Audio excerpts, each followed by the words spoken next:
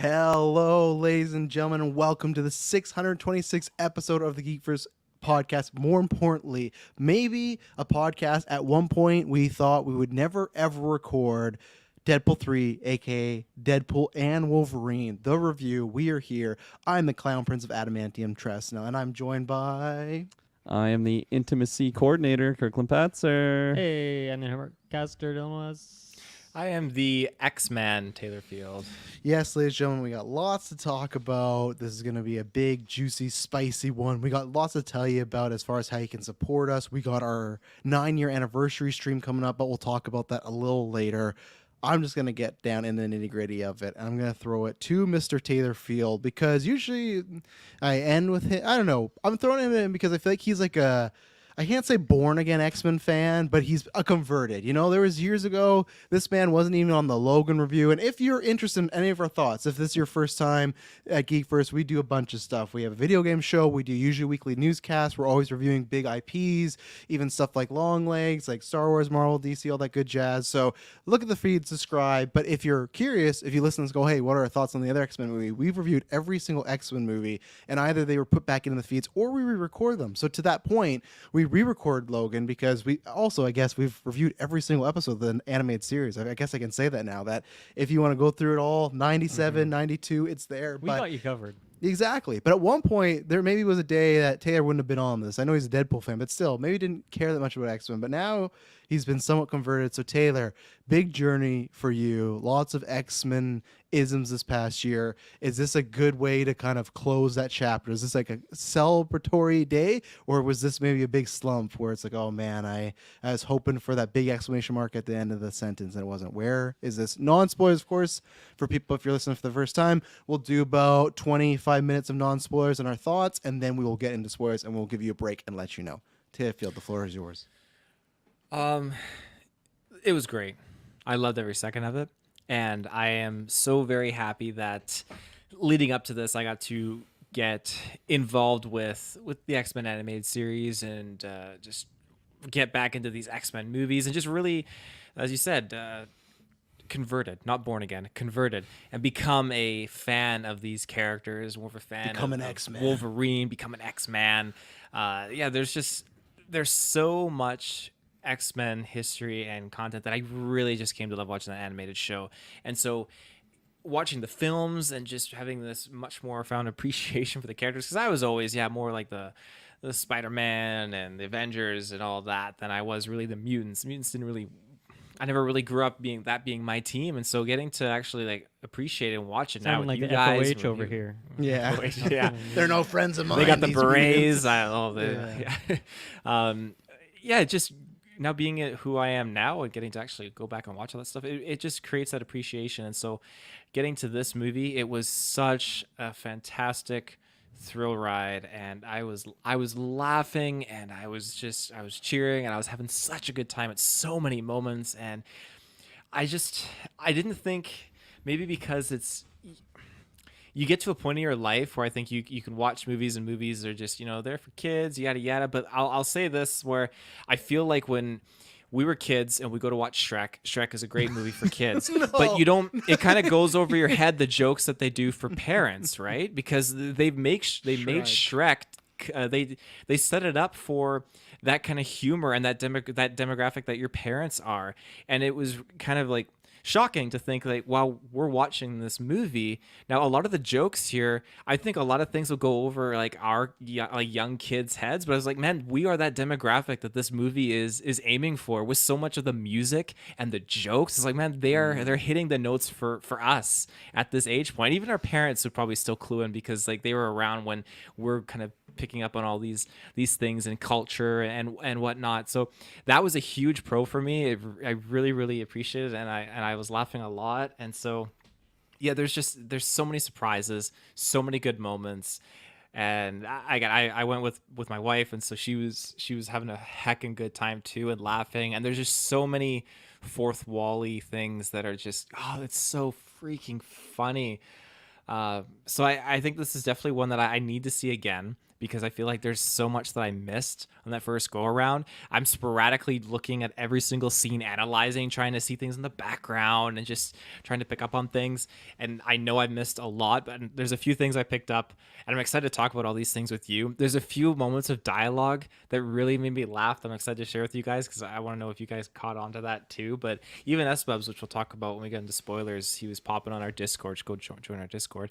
In our spoilers right. chat, I he was haven't been bringing in up it yet, some. yeah. He was bringing up some fun things too, just like some cool little things that they include. I was like, oh, that's super cool, because in retrospect, like, oh yeah, they did do that in the movie, and so that's super funny that they actually pulled that off. So just, I give a round of applause to everyone that worked on this film, and I just think that it was wonderful. And with Hugh Jackman and Ryan Reynolds, I think their chemistry was fantastic. Hugh Jackman is just, man, he's good. Holy shit. There is one. Yeah, he's not bad, eh?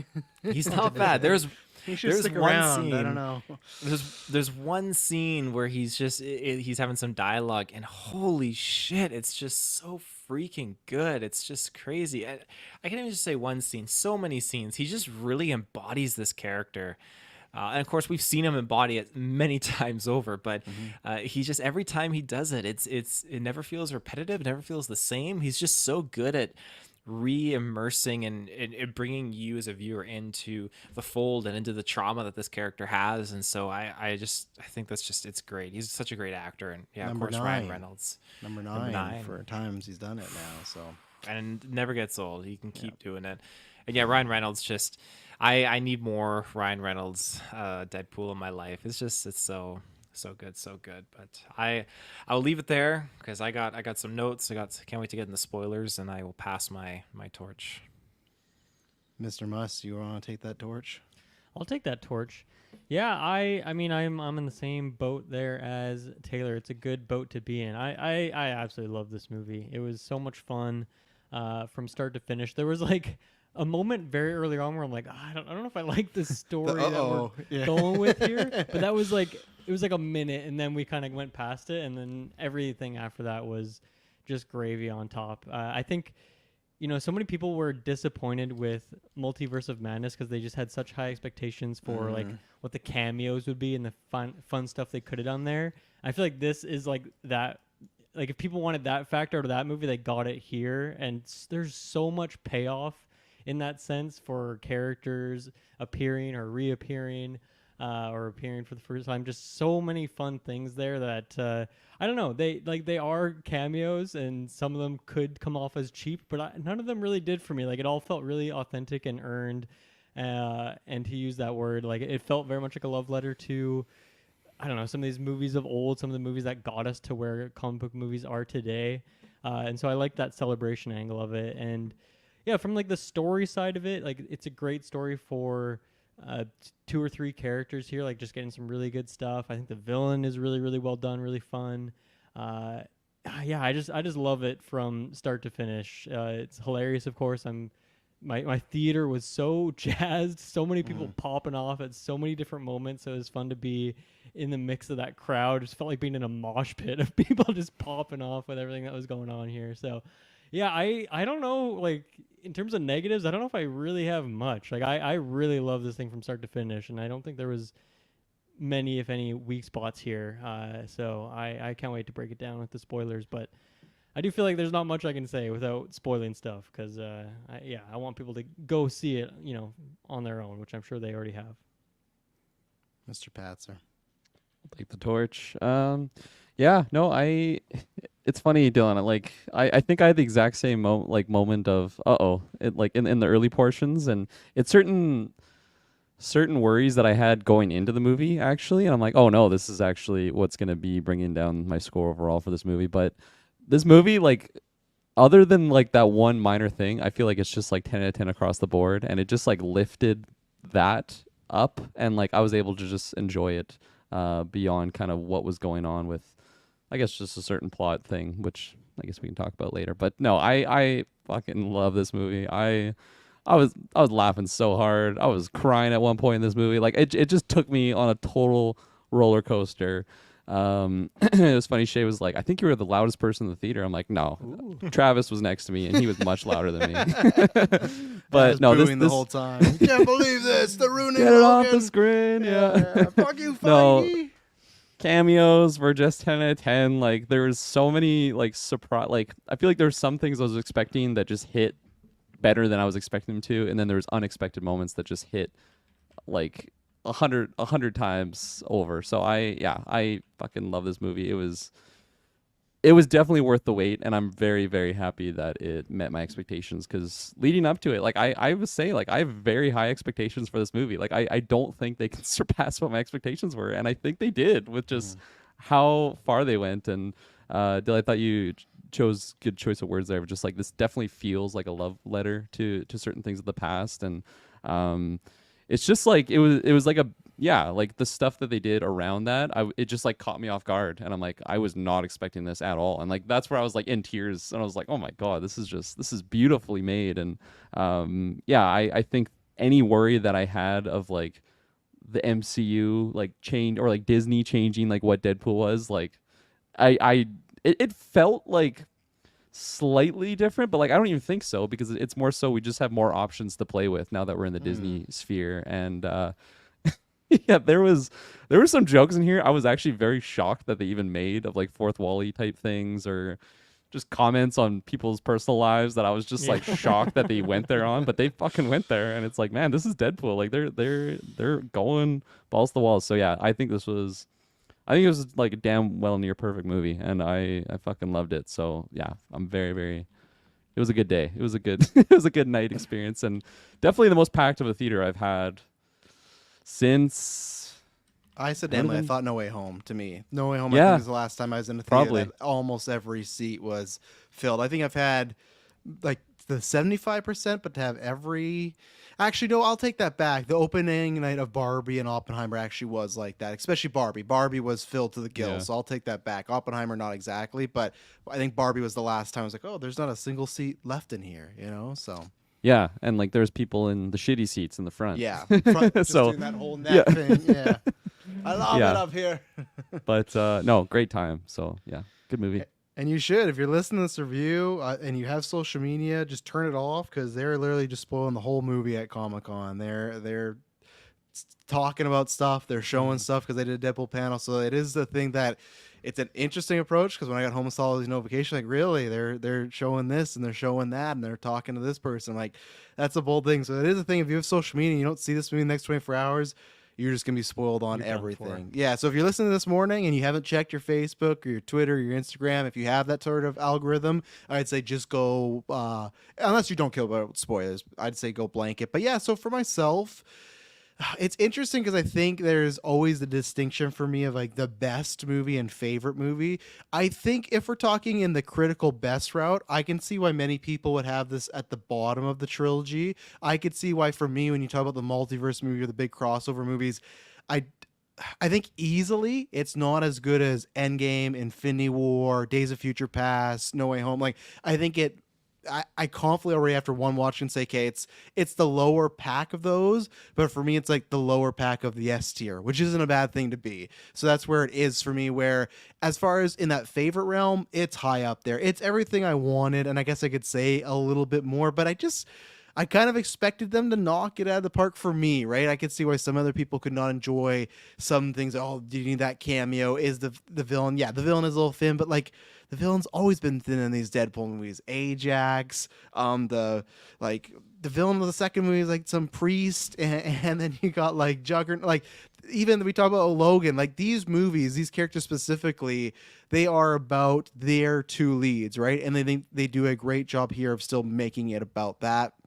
I think it is not only a love letter to Marvel Fox, just Marvel in general. If you follow this does feel like it is like even more so than the first two, really inside baseball for a lot of people. Just some lines where I don't think there's certain people that watch the MCU and feel this way about it, but they're going to comment about it in this movie. And again, we kind of I think picked that up from some of the trailers, but I'm glad that the heart was still there. Sure, at times they go overabundance with cameos and with a lot of humor, which I'm fine because that's what Deadpool does. But just like the first two, they don't really forget its heart. I feel like there's a little less of it than the first two because there is a lot in this movie. I actually think there's a joke about this, but I actually think it could have been like a tad longer. I think because I think there's some stuff they rush very quickly through, and not that I needed another 15 minutes of it, but just they move at a very breakneck pace at times. And there's little things that I would critique of if I was scoring this on like a critical thing. It would not be a perfect thing because I think the villain is the whole thing is kind of flawed. There's lots of just, I'll just say it, like lazy writing with the villain, where even the first two, they just made them pure. I don't want to say that. They made their goal objectives very straightforward, where here there's about 3 different turns we take with the villain.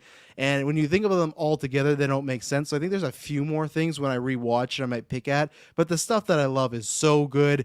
It's at entertainment value where it's filling up to the top level. Everyone's great here. Hugh Jackman is just old shoe. He comes back in, hasn't missed a beat. Ryan Reynolds is just delivering at all cylinders. There's other people in here that are great, but yeah, those carry the movie. And this is a movie that I will easy rewatch many times. It's everything I wanted, and we kind of knew this, but just having Reynolds and Logan, see, I was going to do it, Jackman on screen and them interacting, I never got bored. I could watch a multi-hour version of this. I could watch multiple movies. I can just see, okay, Logan and Wolverine, they're taking a boat trip this time. They're taking an airplane trip. And because they said this, it reminded me at times a lot like Planes, Trains, and Automobiles. And I love that movie. This is just that with violence and comic book stuff. So to me, I think if you're an MCU fan, I shudder to think that you would not at least like this movie. I think majority of people will love it, but I would say that you would have to at least like it. I'm interested to talk to those people that really don't, unless they're just more like I like Marvel a bit, but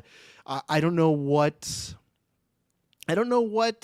like the plot and the villain are thin, but I'm just kind of fine with that because what I wanted was just these two on a venture, and I want it to work, and I want a majority of the jokes to work. And just like the other Deadpool movies, some jokes don't work, right? Every joke's not going to hit for you, but for me, I think the percentage is like a 85-90. I'd say there's maybe a couple running jokes where I didn't land every time, but no, I think they pretty much knocked it out of the park, and everything I wanted they gave me. So and then some. There's some stuff that I am very happy they pulled off, and this is a movie that, whatever people want to say about corporations and Disney, the core team of Jackman, Levy, and Reynolds, to me, made this with a lot of love, and they looked at multiple avenues, like how can we satisfy this group, how can we, and I guess Feige too, because he was there when they cast Hugh Jackman, right? There's a famous story of him taking him to dinner when they told him, you're not going to get the role. And today, Hugh Jackman gave him a $15 gift card to repay that dinner he gave him years ago. So I think it is just a big love letter to Marvel in general, especially Fox, Marvel, and X-Men. So yeah, I think it was a great time. Is there anything else non-spoilers we want to say? Good soundtrack. I feel like it's my favorite. So good. It was my favorite use of copyrighted music in recent years. I was listening to it on the way home. Just all these great songs. Yeah, It's like songs I've been on rotation, and they were just popping off in this movie. So it was kind of a weird personal fourth wall break, I guess. That especially, Taylor, when you're talking about our age group, that whole soundtrack was late 90s, early 2000s. That was literally, it kind of feels for the Canadian fan. Oh, yeah. Great. It feels almost similar like we talked about 97, where it's like, yeah, sure, kids can watch it, but they made it specifically for the generation that grew up. That's this. It's like, hey, did you like X-Men in the 2000s? Well, you were probably around this age, so we're going to kind of, like, at times you can make it feel like this movie is in the 2000s. It's not in the way like Venom and Madam Web are. Don't take that and run with that quote. Not in that way. Just there's certain illusions. So yeah, we're about to get in the spoilers. So if you want to break, go ahead. As usual, everything you need to know is down below. Come join us August 3rd. We got lots of stuff. We're celebrating our 9th year anniversary with an 8-hour stream. We're doing trivia. If you like the fights in this movie, we're doing Geek Versus, where we take about 40 fictional characters, randomize them, and debate who would win in a fight. We got some the Golden Geeks 2012. That's our version of the Oscars. And then a big old wrestling match. It's not the 4th anymore. It's the first ever myself versus Taylor Field versus Kirkland Patzer. The first ever Geek First triple threat. It's going to be a big time. So lots of things there. Come join us. There's ways to support us. And yeah, and on Patreon as well, you get a bunch of stuff early. You get exclusive episodes. You get this episode and many ad-free. So this break you were about to get right here, you wouldn't be getting it. So we're going to take that first break, and then we're going to be right back in the spoilers. And we are back. So, as usual, where do we want to start? Oh, Taylor has his hands. I got a place, and this will probably segue into something else. But I got to put it out here, Travis. I owe you a pizza. Oh yeah, I got that pizza coming, pizza. We still What got was a the full. bet? What was the bet? Channing Tatum was going to be in this movie as Gambit, and Taylor bet me Oh. not. And I was like, "There's no way that Ryan Reynolds and company aren't going to fulfill on that promise." And I look forward on August 3rd. Come watch Taylor order me a pizza, a good, gonna nice happen. Red Swan pizza. I don't even think I need 2 toppings. I think I just need that cheese. So look out for that. I'm going to eat it right live on air, right in your face. It's going to be good. But yeah, we could start there because there is some big things they pulled off. But we finally got Channing Tatum. I can't remember when it was announced. At least a decade ago that he was going to be Gambit. And we got him here with a lot of other cameos, but he was fully suited. It was an interesting approach. I feel there is a moment where I think me and Kirkland just love anytime Channing Tatum is in these movies, because we had a moment just like in Bullet Train where he popped up there. Me and Kirkland, at the point where no one was laughing at Gambit anymore, me and Kirkland were still going. And I couldn't breathe. Yeah. That was definitely the hardest I've laughed in the entire movie. And me and Kirk, we were in the same theater, so we talked a little bit. And there was a point when he was playing Gambit, and they eventually show you, okay, it's a joke. But for the first 2 minutes, I didn't know if this was his like actual portrayal of Gambit, because for a while he just speaks that way, but he makes no jokes, nothing. He's just speaking with this accent, but he's giving exposition. And then eventually, once Deadpool with great lines of, I can't even understand the exposition. Who's your dialect coach? It was so damn good, but that thing had me in stitches. And I just, yeah, Channing Tatum in these cameo roles in these little spots, he just kills me. So I was very happy. And maybe he wasn't playing a comic accurate version, but he got to look accurate, and they still made him a badass. Because I thought for sure when he's like, y'all gonna remember my name, I thought he was gonna die like that in the battle, because he walked in front of everybody like, oh man, they're gonna Multiverse of Madness. But no, they gave him a bunch of cool shit to do. So, you know, good for you, Channing Tatum. That's awesome. Yeah, I would have been with you guys chuckling in the theater the whole time. Just like, even when he wasn't saying stuff, his little smirks, his little faces were just killing me. I think that was my favorite of all the cameos in here. He, one, he got to do the cool Gambit shit. He got the baton later on. He got to throw the cards and do some cool combo tricks where he throws the cards into like 5 enemies and then explodes them all at once. Yeah. And gets to have like boom, he says like goofy little lines. But I just loved how over the top the accent was and how it was just so cheesy. It just fucking got me every single time. It was really, that was like a great fulfillment, even though I wasn't around when that announcement happened. Well, I was around, but I wasn't paying enough attention to know that he was announced to play Gambit, nor would I have known who Gambit was 10 years ago. But it was a great moment. I love that they brought him back, and I mean they really left the door open if he wants to do it again, I think, for future stuff. So I think that's pretty cool too. Yeah, I wonder how he would work in some of those multiverse. Yeah, I feel like he would tone it down, right? Like maybe He'd have the to, cheesiness of it yes. if he was gonna Yeah. be a recurring role outside of like just a Deadpool character. I will but I'd say love to see it. I don't have the same effect with Reynolds and Wolverine or Jackman, in the sense of maybe he would be more serious, but he is somebody that I don't need to play Gambit in the full MCU. Even look wise, he did look like him, but he still look like, for some reason Hugh Jackman looks like Hugh Jackman, but I see Wolverine, he still looks like Channing Tatum in like Gambit cosplay. I think he's the John Krasinski stunt, Yes, right? I I'm think fine we'll with get that. a real Gambit later on. Yeah, I don't know if he would mesh with the 20-year-olds they're probably gonna cast. He was definitely so. pulling from the 21 Jump Street days in terms of the humor and character of it. Absolutely, yeah. You wanna go, Yeah. Kirkland? Yeah, No, anything- I no, just- he's still laughing. He hasn't. I caught am his still breath laughing. yet. Like I literally could not breathe. At one point, Shay like nudged me because she thought I was just being like ridiculous. Because like as you said, like people were not laughing anymore, and I just kept laughing every time he would open his mouth. I just wouldn't be prepared for that accent to come, and like I mean he went hard on his Remy. I will say I am really glad that it was like you said, Travis. It wasn't just a multiverse of madness moment. Like he did pop off and to really.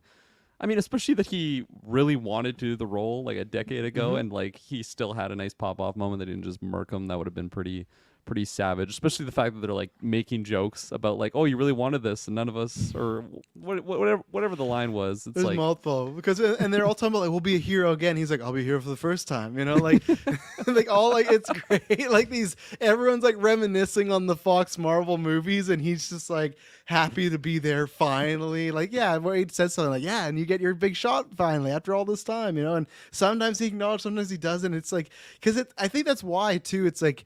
It stands out like a sore thumb in a good way because he hasn't been there before, right? Like, yeah. the other people look like themselves and they look like maybe age version, but this is like we're taking it in like, oh wow, this is Channing Tatum as Gambit. It's a lot to it's like a new flavor. You're like, or a new color. You're like, what is this? Color out of space. Yeah, exactly. God. But no, That's like- yeah, he was fantastic. When he says like I was like everyone was talking about where they were born or whatnot, he's like I was born in the void. I just feel like that's because he doesn't have that origin story, right? Like he's just this is where he was born. It makes sense. And even his weird dialogue too, when he's talking about he started off in that Remy kind of way that like, oh, he's saying like mon ami and all these different things. Like, well, this is just weird seeing this, but like I'm jiving with it and I was laughing. But then when they were like gearing up to go and he's talking about how like, yeah, I came on my dad's balls into my mom, all this, I'm like, what the fuck is he talking about? It's pretty wild dialogue. And that's almost what I like about it is they did a way where he is Gambit, but it's like the same thing where the whole movie they're like, you're the wrong Wolverine. It's almost this is the wrong Gambit. Like he's a Gambit, but he's definitely not like the top tier Gambit. Like because my Gambits ain't gonna talk about shooting out of his dad dick or something. So that's why like there was something off with him of that's why you didn't get your movie made because you're kind of maybe a weirdo or something like that, right? So I think they found a good balance there, and I did find it. Channing Tatum was cast in 2014, so literally a decade ago. So Like that grad is year. So 10 years in the making to get here, and I forget, was it with a specific project or just just a solo movie. right? Okay. Yeah, and which was cool tonight because we're in the spoilers now. So they did the Deadpool Wolverine panel. They talked for a bit, and then they screened the movie. Very cool. Ryan Reynolds, Hugh Jackman. They went in the crowd and watched with everybody. So that must have been fun.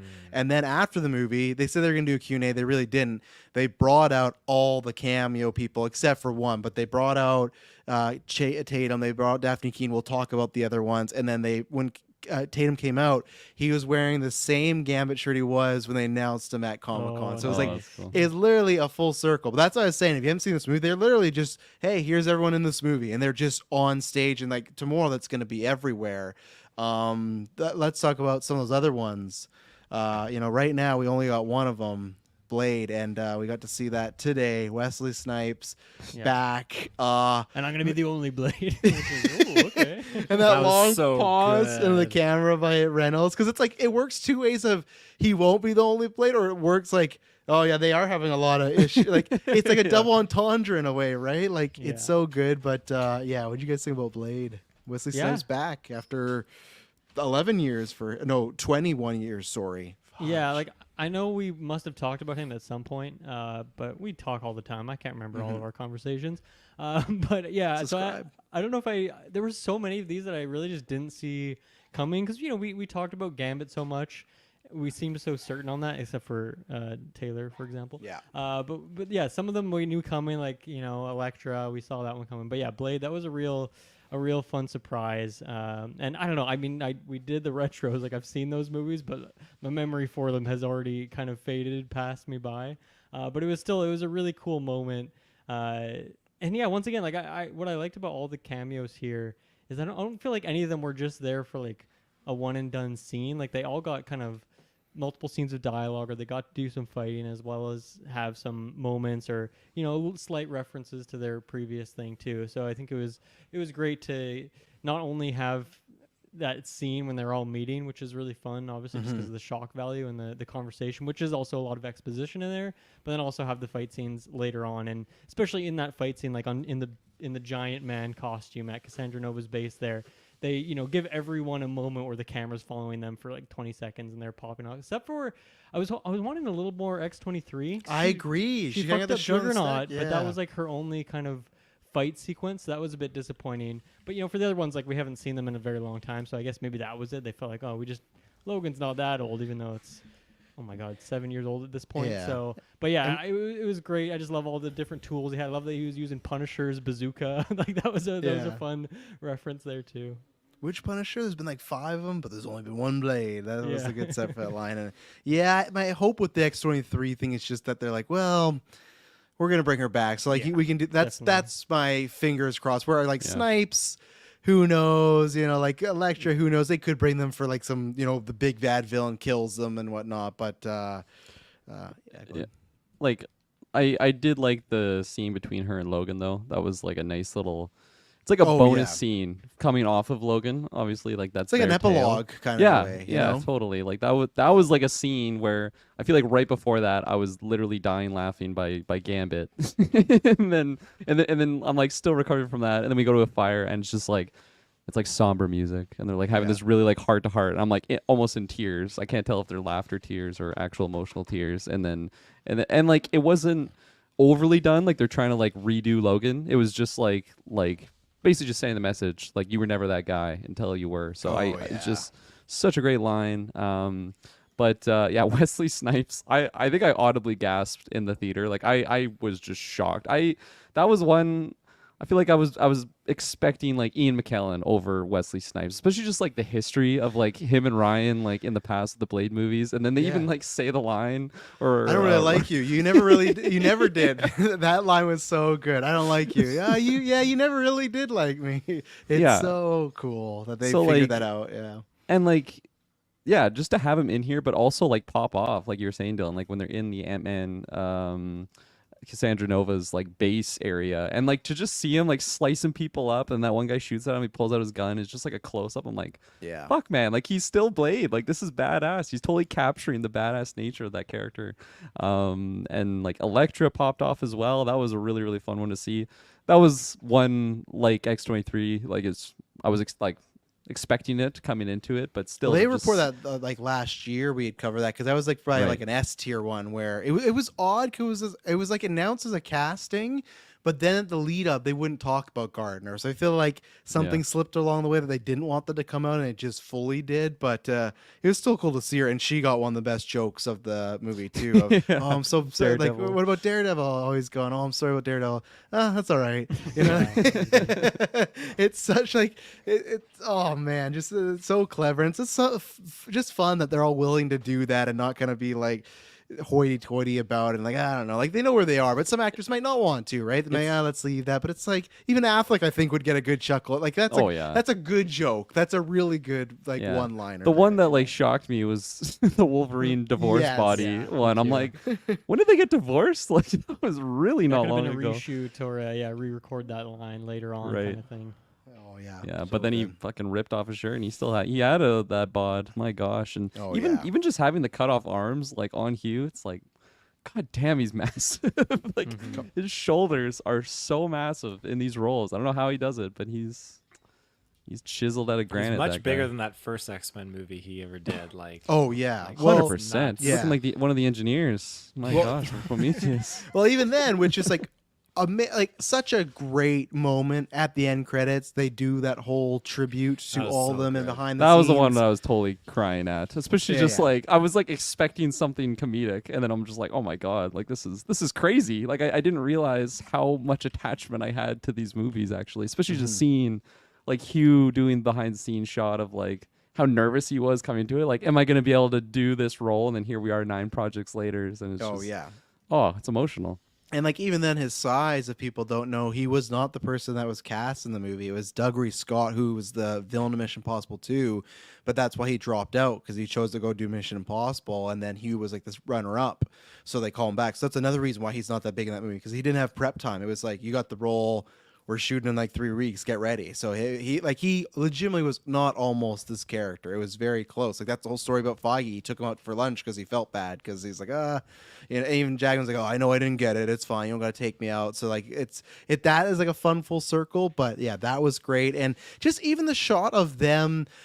It literally is, and that's where, of course, stuff might wear off, and I'll see on rewatches. But that's where I don't care. I'm watching these for enjoyment, right? And when you get the shot of all these people together, and it's like, man, it's that dream casting of when I was a kid. And like, could you imagine if you got Blade and X-Men and Elektra? And it's like, there's a lineup of X-23, Deadpool, Wolverine, Elektra, for some reason, Channing Tatum's Gambit, Blade. And it's like, of course, it's not everybody, but it's like, that's like, oh, that's so cool. It is like, and that's where, again, when they're leaning to that age group of, that was the group when there was not a thing of called the Avengers in movies. We go, oh man, wouldn't that be great? And that's what they did. You know, it's kind of like a make good. And I could get why that's, if you're not emotionally attached to that, I could get why someone might go like, I don't care about these characters that much. It's just like famous actors coming back, right? But for the people that do, I think it's just like it's just a thrill ride, and that's gonna be always fun. Because Multiverse of Madness, I was still fine with all the killing, and they still had some fun fight scenes. But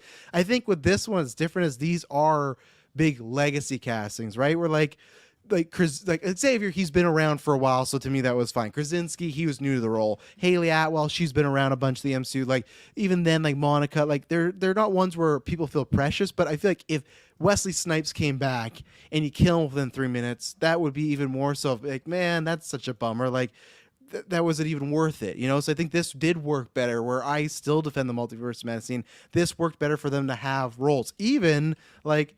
Hell, the Chris Evans role, which I heard the voice, I was like, oh man, like, here we go. Even him, he was in it way more than I expected. He is only in it for like 5 to 7, 10 minutes, but I expected one quick cameo, like when he flamed on and he went up and he got sucked up and he fell down, I thought that was it. I was like, okay, that was like a fun little moment. Yeah, he doesn't there. have healing factor, so I don't even know what the hell happened there. Just Unless human he does, strength, I don't know about strong neck, you know? Well, all superheroes, right? They got like... Yeah. extra Maybe the strength. void. Maybe the void Stamina, buffs you up yeah. a little bit. Yeah, he's been taking some enhancers, but then when he fell, I thought, okay, that was it, fun little cameo, and then he's there for another 5 minutes, and then they kill him off with a great joke too of, oh well, we had to kill him. He was running up the budget, you know. So I think we've talked about that joke before. I think everyone has. So again, I get why some people might be like, oh, they went for the easy one, but I thought it was great to do the cap tease. He's wearing red, white, and blue, and then say the phrase, and then flame on. Like that's fun, and that's good for him too, because like he's been that way. Like I don't know if I want to come back because I like the ending. He's still coming back as Cat one day, but still, it's like a fun little cheat of Chris Evans is back in the MCU, but he's not Cap, and he was even on stage at Comic-Con again. So it's like he gets to be in the family still. So it's like that was well done and great stuff. Oh no, that was fantastic. Like another joke that I just burst out laughing in was when Deadpool's at the TVA and he sees Cap on screen and he just like salutes him. It's just so good. It reminds me of like Paul Rudd like reacting to Cap and like just like that whole just like especially like putting yourself in that universe. Like Cap would be like that guy for like everyone, right? Like he is the you're guy Patriot. there. Yes. And then we see him later on, and it's funny how I've seen Chris Evans in many roles throughout the years. The main one obviously being Cap, and like he's just such like a goody two shoes. Just that's who the character is, and even just seeing him in something like Knives Out, where he's just got like the vulgar language and he's just dropping F-bombs. It sounds weird because I've seen him just be Cap for all these years, but specifically to get him in the MCU dropping F-bombs and just like especially what he says in like the end credit scene, it's just like this is just so weird to me. It's like I don't know, hearing like I don't even know. I was gonna say your mom swear for the first time, but I guess I've witnessed my mom swear a lot. At so some it's not point, that you weird. heard but, her swear for the but first time. exactly. So it just sounds weird at first. Maybe your teacher swear for the first time or something Right. like that. I don't know. Yes. I don't know how to You're make the examples mouse these days, teacher over here. but yeah, no, I thought that was fantastic. As soon as I heard his voice, I'm just like, I can't believe they have him in here. This is hilarious. And I was expecting like what was it, like Zack Snyder's Justice League, when we have like that apocalyptic realm. Is that Oh, one I'm right. thinking Yeah. I can't remember. Joker in there? It's the Nightmare verse. I was expecting him to be like Cap, but rugged, and then yeah, when you see the suit before he even does the flame on, I'm like, oh my god, yeah, this is it here. And then he does the flame on. Yeah. Fuck, that was so good. Yeah. And even though it was only like 3 characters in that lineup, that was still just such an iconic trio to have together. If you really Absolutely. think about it, man, like Yes. it's so powerful because Chris Evans, like he represents 2 iconic characters from like different eras of these Marvel movies too. So yeah, that was such a fun. I love the little joke too when they see Ant-Man's body and he's like, oh yeah, Paul Rudd finally aged, I guess. That was a good one. But yeah, I love that sequence, and once again, I just like you guys, surprised at how much he was in it, and even in that post-credit too, that was a very good like callback ending. It shows that Deadpool not always like. I guess he was kind of hyping him up to keep talking shit in that cage with the camera and all that. But yeah, that was such a good moment. I love the just random Mad Max sequence that we went on, and there was like several references there, but yeah, seeing like those other Furiosa. yeah. I was waiting for a War Boy reference, honestly, some witness thing going on. But yeah, they kept that I like Furiosa. there's no way they could have known that Furiosa was going to come out like A 3 month months before this before? movie, right? Like, I Yeah. don't know. I feel like it was in development for so long, so I don't know. Like there might have been a world where this came out before Furiosa, I guess. So I don't know. That's kind of funny how that worked out, but it worked out nicely for them. Yeah, I guess it's just because they got the like Fury Road and Furiosa is in there, so it just like kind of works out great Right. timing wise. Because that's still like an iconic movie too, so people would get it. But it was like very kind of good timing that it was there, and which is yeah. Even like the one craft, I'll call it, that the one person was driving with, like it was like a Had chariot 4 of bikes. motorcycles. Yeah, that's like what It was Chris Sabretooth Hemsworth was that riding was- on. Yeah. It was Sabretooth that was running. So there's a funny story with Sabretooth. So I don't remember. I think it was like a couple weeks after we did the superhero or the MCU draft. So people don't know. This year we expanded that we just draft any Marvel character. If they appear, you get points, everything like that. And Kirkland had draft Sabretooth. And then literally weeks later, the set photos had leaked of Sabretooth's head on the set. And Taylor had seen it. So I we thought were it was the reverse, right? Because we saw the leaks, and then we did the Did draft, he? and Kirkland drafted him, and I was like, "This is sus," but I didn't say anything because I didn't want to spoil it. For Either him. way, we had some inkling that Kirkland did that me and Taylor had at least seen a set photo of Sabretooth's head, and we knew that Kirkland was losing some points along the way at some point because, like, oh man, I liked that enough because at first when I seen that, I was like, oh man, I really wish they got Liev Schreiber back. Now I really get why they didn't, because it was just and I like the build. Oh, people have been waiting for this for a decade, and then Logan just takes his head clean off. And it's funny that they went with the brother continuity, because that's only, again, specific to the Schreiber one, right? yeah, to the Fox universe. Yeah, so it's funny that they still are like adhering to that really bad continuity that they started, but like, hey, now's the time, right? It's part of it. So fun little moment there. I don't know how I felt about the other mutants that were played by different actors. That felt a little weird. That felt like when you can't get Vinnie Jones for Juggernaut, or the same lady for Deathstrike, or Azazel, or Toad even. It kind of feels like when you're walking down Hollywood Boulevard and it's like, I'm Superman. Like, I didn't enjoy that. And that's not a big, this is like a minor critique. It's not like this take a paint off. It's just like, I wish they just went with actors like Pyro, who they could get. Like, hey, he's from the original. I wish like anybody else, because that kind of threw me off a little bit of it. Like, it was a weird kind of Mandela effect in a way. The only one that really stood out to me was no Vinnie Jones, because we actually Very did a obvious. close up Yes. of Juggernaut. And he's like a Psylocke, plot point. So it's that like, was okay, that's weird. not Olivia Munn. That's pretty Yes. clear. But like Lady Deathstrike, she's not really like a close up. So like I No. could have been convinced that was the same actress. Toad looks pretty Toad-like. I don't know.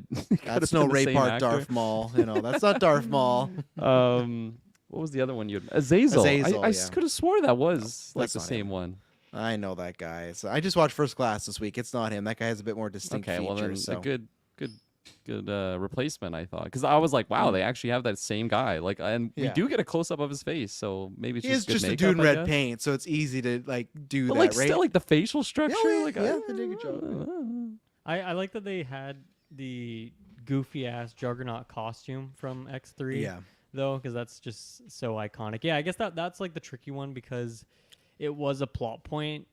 Like like you needed Juggernaut there. Like you could have had a Magneto, I guess, if you wanted that helmet thing. But like you really kind of need that sequence to happen that way. I think. I mean, you could write it a million different ways, but yeah, that's the one where it's like, okay, I guess we have to do Juggernaut, whether or not we can get that guy.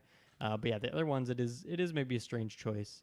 I guess it didn't bother me that much because I don't know. It's like if I'm gonna get anyone, I'd rather get the hero people than kind of these random. That's true. What were side characters, but yeah, fair enough. Point taken there. And I a mean, Sam- Chris oh, go ahead. Evans ate up all the budget for that sequence. He did, so, yeah. We could have couldn't got a lot afford these more. other guys. Yeah, and as Sam pointed out, we got Matthew McConaughey as Cowboy Deadpool, which that I could hear in the theater. I'm like, Okay, yeah, that's it McConaughey. sounded familiar, but I couldn't. Yes. I couldn't pin it. Yeah. and also Blake Lively was. Yeah, in and the Nathan credits there. Nathan Fillion there too, which that's funny because Oh, I was thinking back. I'm like, how did I know he was already cast in Superman, but how did none of us almost get Nathan Fillion again for the superhero draft? You know, because we got a point here, but yeah, no, and I think there's a couple other. I know it was McConaughey, Lively, and then Nathan Fillion. I didn't catch the other ones down And then there. So I saw the in the credits, like it was Ryan Reynolds' kid was in there too. oh, How probably playing old is Kid Ryan Pool, Reynolds' I kid? Is it imagine. baby aged or like kid aged? Because there was a baby. The Deadpool baby and there looked was a very kid Deadpool. CGI. Yeah, I think Well, it would be the I baby. mean, even Blake Lively, like she wasn't there, right? It was just her voice. I don't think she was there. Yeah, I 'cause don't. They would have yeah. shown her face if she Yeah. was. I think. I mean, That- even McConaughey, right? It's like not like he was on set in that No. costume doing that. So I think with any of them, it was just the voice. So yeah, whoever I don't know how old their kid is, but I'm sure Well, it was just. I learned this week that they have 4 kids, which I did not know. Okay, well, one of the kids. Yeah, or it's maybe w- multiple. Maybe one of the babies. Maybe one of the. There other you go. Einstein Reynolds is credited as baby pool in Wow. Letterboxd. So there you Good go. for So I that guess the baby. voice for it. So there, yeah, obviously not the real baby there, but yeah, that was something where and this was just like again, nothing to take points off, but I thought I felt like they missed the joke with Lady Deadpool. I thought for sure they were gonna do a lot of the like him infatuated or a moment there, especially they had done already 3 I'm separate surprised he didn't mention the voice that he recognizes the voice. they made 3 separate Blake Lively jokes, but then when it's actually Blake Lively there, and that's why I agree with you, where it's like, I wonder if there was a universe where they wanted that to be Taylor Swift and it didn't work out, so they put Blake in It sounded there. like Yeah, I Taylor Swift forgot to about the me. I Swift was thing. convinced that it was Taylor Swift. So, because to me, it's just like if you knew from the beginning, hey, we're gonna have Lady Deadpool and it's gonna be Blake. That's like easy serves for them. Like that to me is just like on a platter for them, and they've already made the joke. So it's odd for them not to make the joke when Blake was, there, quotation marks. So that's why I feel like maybe she was not always the intention. They went, hey, maybe you voice, and like, yeah, sure, let's do that, because I thought for sure he would be like infatuated, like a lady version of him, and they would do like, even if it wasn't the whole movie, just something. But he didn't even be like, oh, a Lady Deadpool. Like he didn't even really acknowledge her. Lady Deadpool was just like another Deadpool, which I was caught off guard. Where Dogpool he loved, where Lady Deadpool didn't care about, So I was surprised. Thought they missed one there, an easy layup there, but it's all good. Did anyone have McConaughey in the draft? No, we did. I think myself and maybe others, we've had him before, but Yeah, I it don't think he's. It Yes, seems familiar. I had got him because after Guardians 2, I don't know when we were doing the draft, but he was the original pick for Ego. So I thought, well, he's talking to the MCU, probably something's gonna happen, and it never did. So I guess it did tonight. But yeah, so you got that. And then one other big cameo, which we'll talk about. We'll get to more plot and story stuff coming up here, but this is stuff we're Gotta nerd jonesing out. for. Yeah, got to nerd out here. As we said, if you're new to the cast, we are pretty much just like we sit down and like what we talk about after the theater. So we get this great moment, multiple great moments of they explain, which is a new. I feel like we have 3 to 4 different multiverse time travel explanations in the MCU between Endgame, TVA, even Multiverse Madness a little bit, and now this. There's always some addendum now. It's like, well, now there's a an anchor being. It's like, I don't know if we really need this. There's to me a lot of the MacGuffin stuff and a lot of the actual exposition stuff I thought was super messy, and I wish they just found a way to streamline it one way or another. I felt like even Matthew McFadden, who was good, who, you know what, I've only seen him in Pride and Prejudice. I don't watch Succession. He sounds a lot like Richard E. Grant, like the guy that played like old Loki. Their voices are almost like identical. It was scary during this movie, and I thought he was fun. I liked him as like this bumbling idiot. I was fine with, like, before we get those cameras, how do you guys feel about like the rogue TVA agent who was like trying to like make the TVA great again? Like, he liked pruning, he liked getting rid of universes, so he has this time cutter machine where instead of letting a universe, live out their days, it could be thousands of years, he just thinks it's good to get rid of it. For me, it was all that stuff was weak, but I was just fine with it, good to go. But I still think they could have cleaned it up a little bit along the way. I didn't mind it at all, really. I feel like it fits for there to be just inner turmoil, I guess, with the TVA, like with it being such a big thing, especially now that we're going over to new management, right, from the old TVA throughout the Loki events. Now we have, completely forget this character's name, but she was in all seasons of Loki. Now she's kinda running- B-15, right? I think that's her name. something like that. One of those letters followed by some numbers, I'm sure. But yeah, like I like that we have like a changing of the guard, and then there's some people that are like, well, I can run it better, and like I can just bring it in my own hands, and I think it fits for like a subplot in the MCU. Like, I don't want that to be like a replacement for Kang, like this guy, for example. But like in a movie like this, I think it works completely fine. And then you can have a TVA threat without it being all of the TVA being the enemy. So I thought it fit here, but I hope it's not just like a reoccurring thing, like, oh, there's another rogue TVA agent. We can stop here. This is this Exactly. fulfilled my need. Loki season 3, if you get it, let's drop the rogue TVA, because I feel like now they'd be watching like, hey, we gotta really keep an eye on people, because it is a big center, but at the same time, it's like I feel like they're always watching these timelines. They have people just watch these monitors, and no one knows what this guy is doing over here. Yeah, Feels and there's a like a secret base just like in the subway. Yeah, Like that in felt the real odd. timeline and not in the TVA's area, whatever that place is called. Yeah, Their separate reality. just in New York. Yeah. Yeah, I don't know. I think it does a good job. I think they did a good job of setting up stakes for both of the main characters. So in that way, it like fulfilled its role and gave the movie some momentum. But I see where you're coming from in terms of, it's like, do you really have to go make this big convoluted machine instead of finding like one of the pruning things again to just be able to prune the timeline that way? Like, this feels like a bit of a stretch. I think it led to a really great moment in the end with, of course, like the sacrifice sequence, and I think it also was like I like the villain in this. I'm excited to talk more about her, since at least Travis had some more issues with that character. But I think that was that led to like a really interesting, good moment with her kind of at the end too.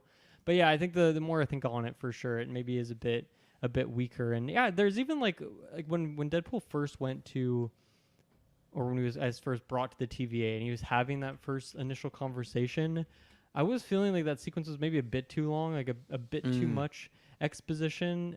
Like I guess this is a pretty convoluted thing that we're dealing with here, so that it needs to be explained to some extent.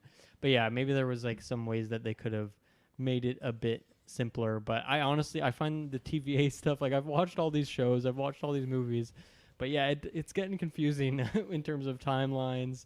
The sacred timeline versus the other ones, the TVA, and all the time travel, especially that happened in Loki season 2, which essentially like undid everything that even happened. It's like it's hard. It gets really hard to follow some of the inner details. And I'm someone who's a mega nerd and watches all these things multiple times. And I feel like with Endgame, they had set up like, oh, well, with multiverse, it was like time travel multiverse, but it was like the whole thing of, oh, you can't travel to your time. Remember, it was like the strands, and then in Deadpool 2, we get like Cable's device, and that's like works differently than Endgame, but I guess that's also something that was made in the future in a different universe, and then like that became kind of canon now. I guess he did use it in 616 because he came and talked to Happy Hogan, so I guess that is like also a thing too. But maybe we can cross that off as like, okay, well, in the future, Hulk and people would maybe discover other types of time travel. You would think that those are the smartest minds. They'd be able to figure that thing out now. But I guess, different people forge, maybe he created that device. I don't know. Mm-hmm. And even then, that's why I feel like for me, when I do rewatch it, there is going to be little things that falter as far as K. So I like the joke. I'm just saying this now before I forget. I like the joke of, okay, he's in Avengers Tower or Stark Tower. He's talking to Hap. He's trying to get the Avengers. But why would he be doing that? I like the sentiment of he wants to do something important. He wants to be a part of the team. I get that. But I don't really understand why he just wouldn't want to be part of the X-Men in his universe. Because the whole movie is about, well, he doesn't want to leave his friends there. I would assume if Happy Hogan says, yep, you're an Avenger, are all his people going to leave? They gave it some name. It was like 1005, something like that, right? I can't remember what it was. So I'm just going to say it's 1005 right now. I know I'm wrong. Geeks don't want to star us. It's just off the cuff. So how does he, other than Deadpool being fourth wall breaking, how does he know about the Avengers? Okay, he breaks fourth wall. Okay, cool. Why would he want to do that, especially when in the other sequel, or in the other movies, Colossus has been trying to recruit him to be on the X-Men. So you would feel like that would be his lease on life, because they even talk about Wolverine and Deadpool in this movie, that X-Men and the Deadpool, or the X-Men and the Avengers, they're like the equivalent of their big teams that he was not allowed to be on. But that felt like they were trying to go for the joke, and I bet that's where, because the rumor was they were trying to get Downey for a cameo. They even made the joke of, I'm going to talk to the man. Like, the man doesn't have these conversations with people. I think that was supposed to be Downey there, and that was maybe going to play as a bigger scene. Like, oh my goodness. But in the context of the actual story, I don't know why he would really be there. I liked the sentiment of the scene. Story-wise, just didn't make too much sense for me. Yeah. Well, how would it be Iron Man though in that moment? If it was 616. He's in the That was past. 2018. Yeah, when Stark's still alive. Because they say that, Okay. and then right, okay, yeah. I Because mean, that's this was the your time year jump. that he died, but it was right before yeah, shit went Okay. down. and then they I jump definitely forgot 6 about that. years. That meeting happens 6 years ago, and then the present day, it's 6 years from that. Because she Okay, says like, right. "Oh, you've been since 6 Right, so, years okay, ago." Right, pre-snap or post? It would be pre, It's. obviously. I think that's pre-snap. Yes, I Yeah. do. And there's even some weird stuff of. I'd have to look at the dates, and it's X-Men continuity, so I'm sure they don't care. But Logan and Deadpool did not happen at the same time. Logan's in the future, but in this one, they made it look like they were happening parallel. Deadpool did move 6 Yeah. years, but I have to look, because I was like, is there two Logans in this timeline? And why is X-23 this age? I think they're just going with Deadpool caught up. But that, why that doesn't make sense? Because in Logan, they talk about like majority of the mutants are dead, but Colossus is still there.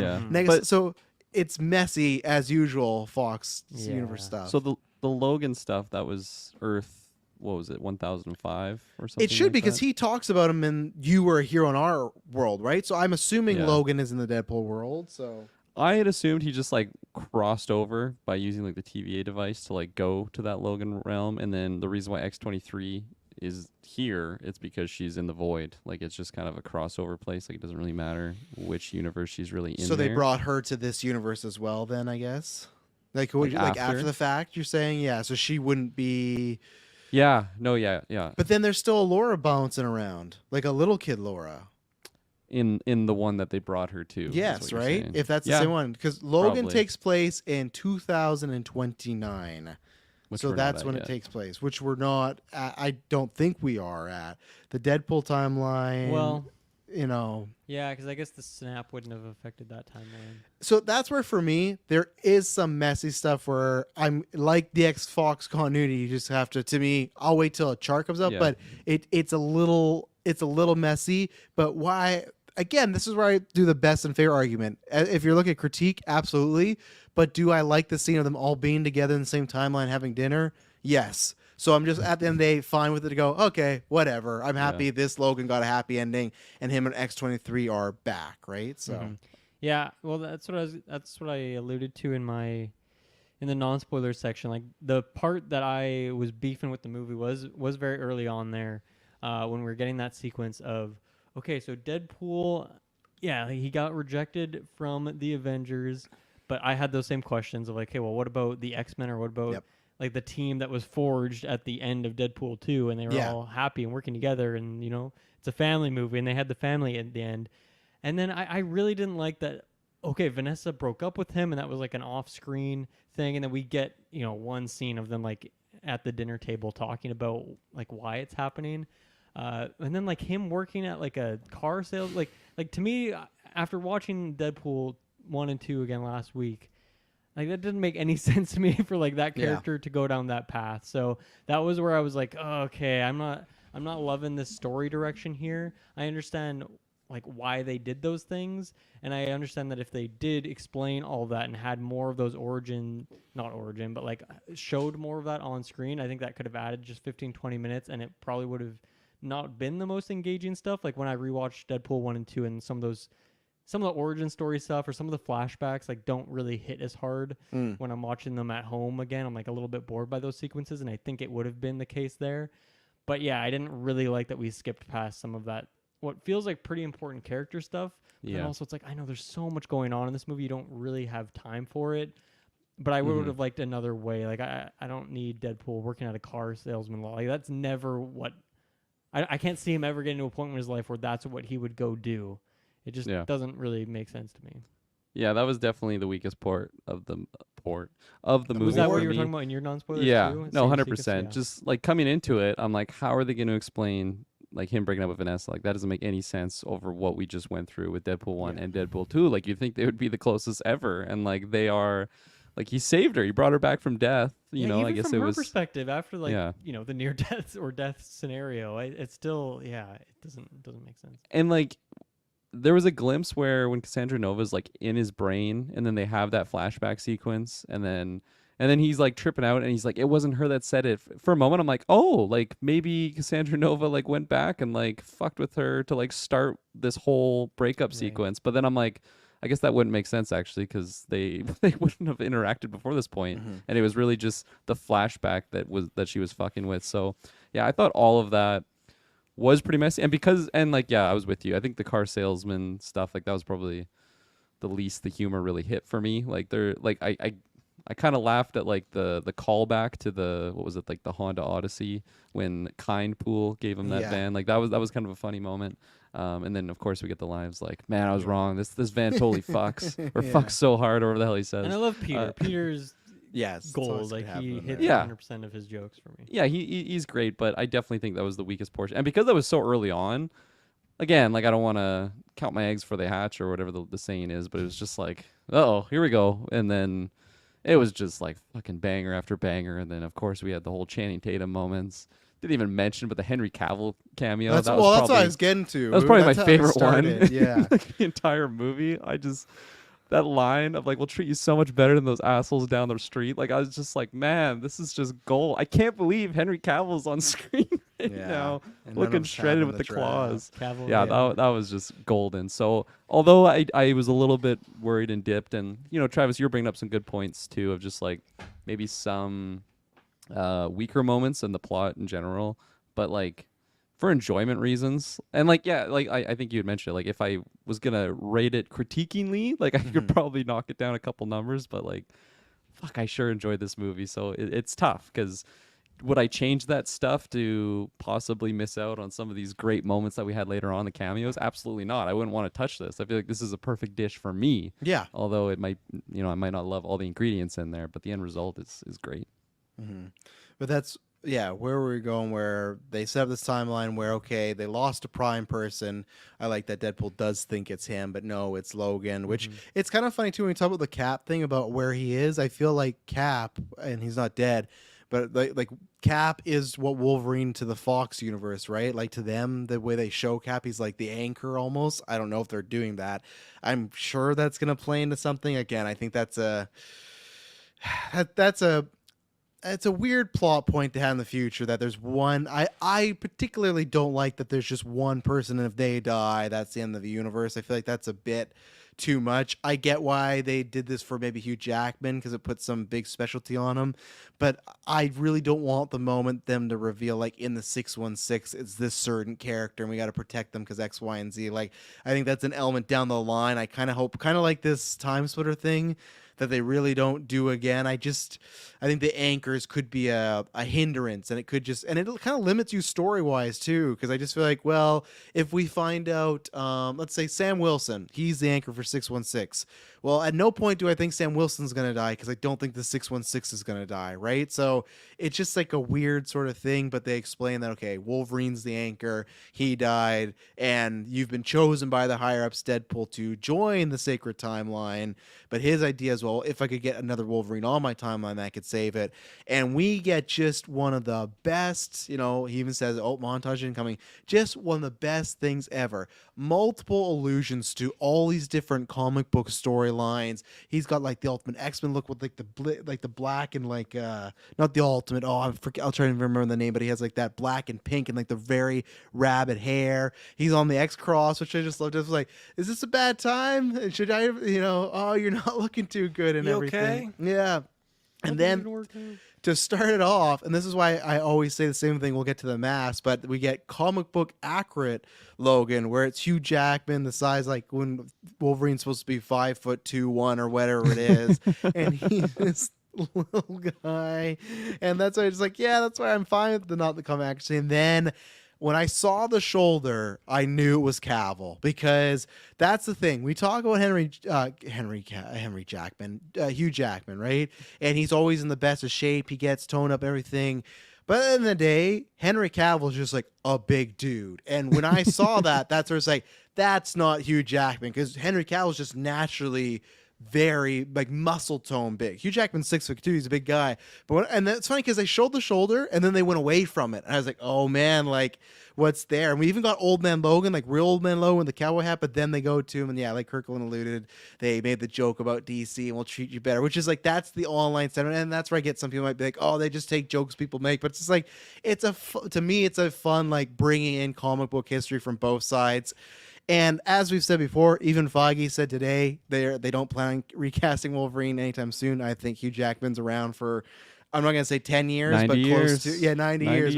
I think he's around for a while. Check out the newscast on Comic-Con Predictions. Me and Dylan talk about that. But when I saw Cavill, I was like, I still stand by, after The Witcher, I said he could be Wolverine.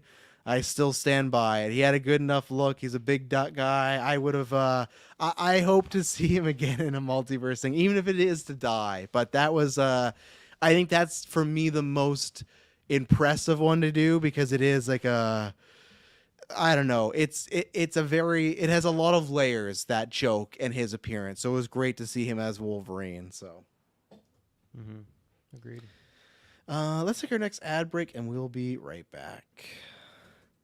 And we are back. And my last note, I'm sure more will come up in the cameos. I was very surprised we didn't get Halle Berry, James Marsden, Famke right. Jensen. Yeah, Beast Marsden I thought was a guarantee. Yeah, no Xavier, no Ian McKellen, which like we were talking about, Kirk with the joke about, oh, you thought it'd be Magneto, and make that joke. Oh, we got Magneto, right? Oh, no, we don't. Oh, we got his helmet, right? Oh, fuck, we don't. But we didn't get any of those. I wonder if that was to try to make us feel that loss that this Logan went through, that he had lost the X-Men. I will say another point for me, I thought that was a very, for them building it up in the trailers just to be, well, these humans came to the mansion and killed them. I was like, oh, that was it, eh? Like, and it felt like I know he said it was on him, but it's just like, so what? He went to the bar and he got drunk. Like, Wolverine does that all the time. They could attack at any moment. So I thought the reveal of I wish they put more onus on Logan, because when he said he left, I thought he meant like he left the team, and then that happened. But he literally just made it sound like he didn't. He had an argument with somebody. He went and got drunk, and he came back. They're all dead. I wish they made that a bit heavier on him. So I thought that reveal was a little lackluster for me. But yeah, we didn't get any really original X-Men people in this, so I was very surprised. Yeah, I think for me, I think I was expecting like a more detail, I guess, on like exactly what happened, and something that was, I don't know, maybe more believable. But also, I feel like the result of what it is and the weight that's on him, it was felt, even though it was just like, yeah, humans just raided the mansion. Because like when he was explaining, I'm like, really? Like Humans just killed humans. all. The Really? humans Yeah. killed Xavier. They killed Storm. But They then, killed like, Cyclops. You know, going the through the X-Men FOH. animated series, I'm like, okay, there's ways that the FOH can definitely. I mean, Yeah. one of them fucked up Charles Xavier. Like that's how he Yeah. leaves at the end of the original show. So, I think through Hugh's portrayal of the weight that he was carrying, it helped it a lot He more. And elevates I the was material. exactly. Yeah. So I was able to kind of look past it, but while he was explaining it, I'm like, oh, this is the juice. This is how. This is why. I like the reason on why he's wearing the suit. For a second, I Yes. thought it was just like he can't take it off or something. But no, this is the only thing that can really remind him of those people and everything that he lost. So, yeah, it could have been better, but again, like for everything else, like I wouldn't change this movie. I don't think for what I got. I think it really worked for me. I liked the kind of ambiguity of it for most of the movie, where anytime he's being asked about it, he just changes the subject or goes on a long killing spree on Deadpool, just trying to get him to shut up. He doesn't want to talk about it. And I don't know, like I guess maybe I'd have to watch it again and listen to, like, the exact lines. But to me, like, maybe he did just leave one night, but like maybe he was also just gone for weeks or months or something, and that's what happened. I don't know. I didn't catch exactly what it was, but for me, it made sense. Although, yeah, like maybe we need a bit more answers of like, wow, that was a pretty powerful attack from the FOH if they pulled that off. But who knows what was going on there. But I think what I really liked about it was that when he finally kind of opens up and shares more about it is with Laura. And I didn't watch that final trailer until right before we started this, because I was curious what the cameo was that was revealed there. So I didn't know she was going to be in this. I didn't really expect that she was going to be in it either. So her being in there at all was really cool for me. And I love that there was kind of just this, for a bit there, like this unspoken connection between them. Like they knew each other at different, well, I guess he never had a X-23 in his timeline, presumably.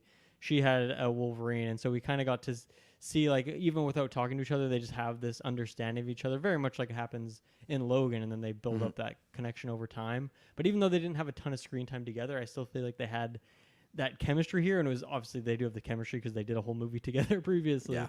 But I really liked that campfire. Well, I don't even know. Was there a campfire there? No, it was campfire. It's just him drinking. It was him drinking by the fire. I know he was drinking. I couldn't remember if there was actually a fire, if I imagined it. But he was drinking a lot in this movie. A great setting, and I really just love that conversation between them. I think that was the perfect time for him to actually open up more about what happened there. He just, something about her is just like a disarming for him, and I think that was perfect. And she was the one that she was probably the one that pushed him over the edge, inspired him to hop in that trunk to be that surprise. What is it, 5th, 6th member of the team for that final fight at the end there. So all of that, I guess I see where you guys are coming from. Maybe it's a little messy, or maybe not even messy. They just like didn't go into enough detail possibly. But for me, it led to a really great endpoint. So I'm not too mad about it.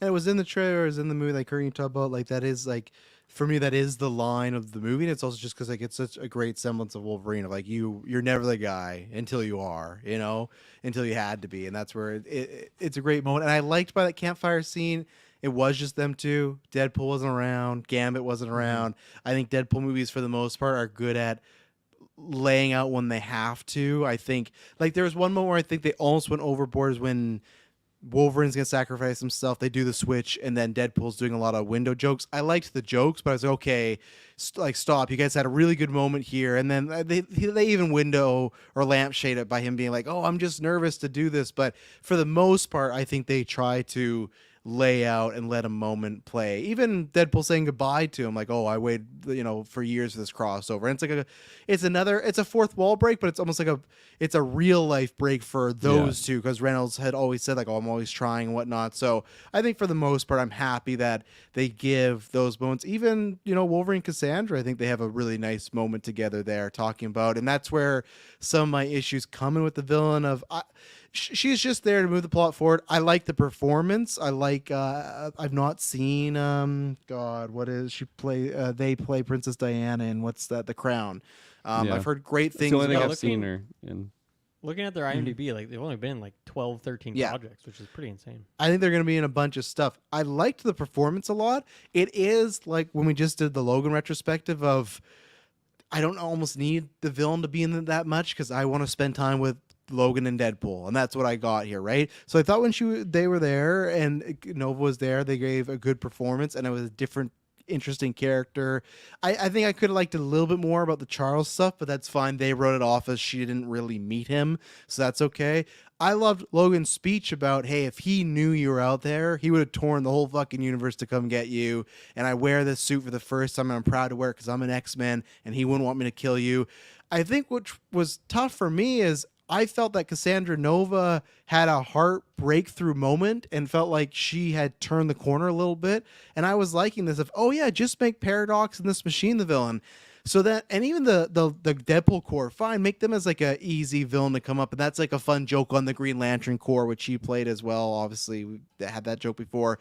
So I found it very weird when Nova came back and was like, I'm just here to destroy all the timelines. And for me, Aka did an interview I heard today with Ryan Reynolds talking about how he didn't want to do that with a Deadpool movie, of make it about this big event, and it kind of shifted to that. And they don't make a joke about it either.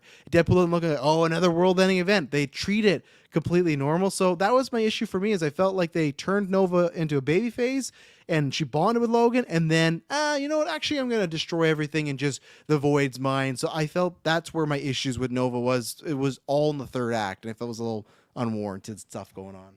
Yeah, that's a good point. I guess I hadn't factored in that. It's a thing we bring up a lot, is like the world-ending events, and we don't want to do too many of those. And in the MCU, we've already got quite a few, and this is like peak world-ending, because this is ending every time. Just the Void would be left forever, except for the Void. So it is pretty severe in that way. So fair point there. I'll definitely give you that. I think where I think that's a lot of this movie is like, what really, when we're breaking down, thinking about it more, it's like, yeah, some of the plot stuff's pretty weak here, but man, I had such a good time watching this that I kind of pass it by. But I think for me, as you mentioned earlier, Travis, just like Deadpool 1 and 2, especially watching them again, like Ajax is always very underwhelming for me, especially on rewatches. And then in 2, it's like, yeah, I guess like Cable is the villain for like most of it.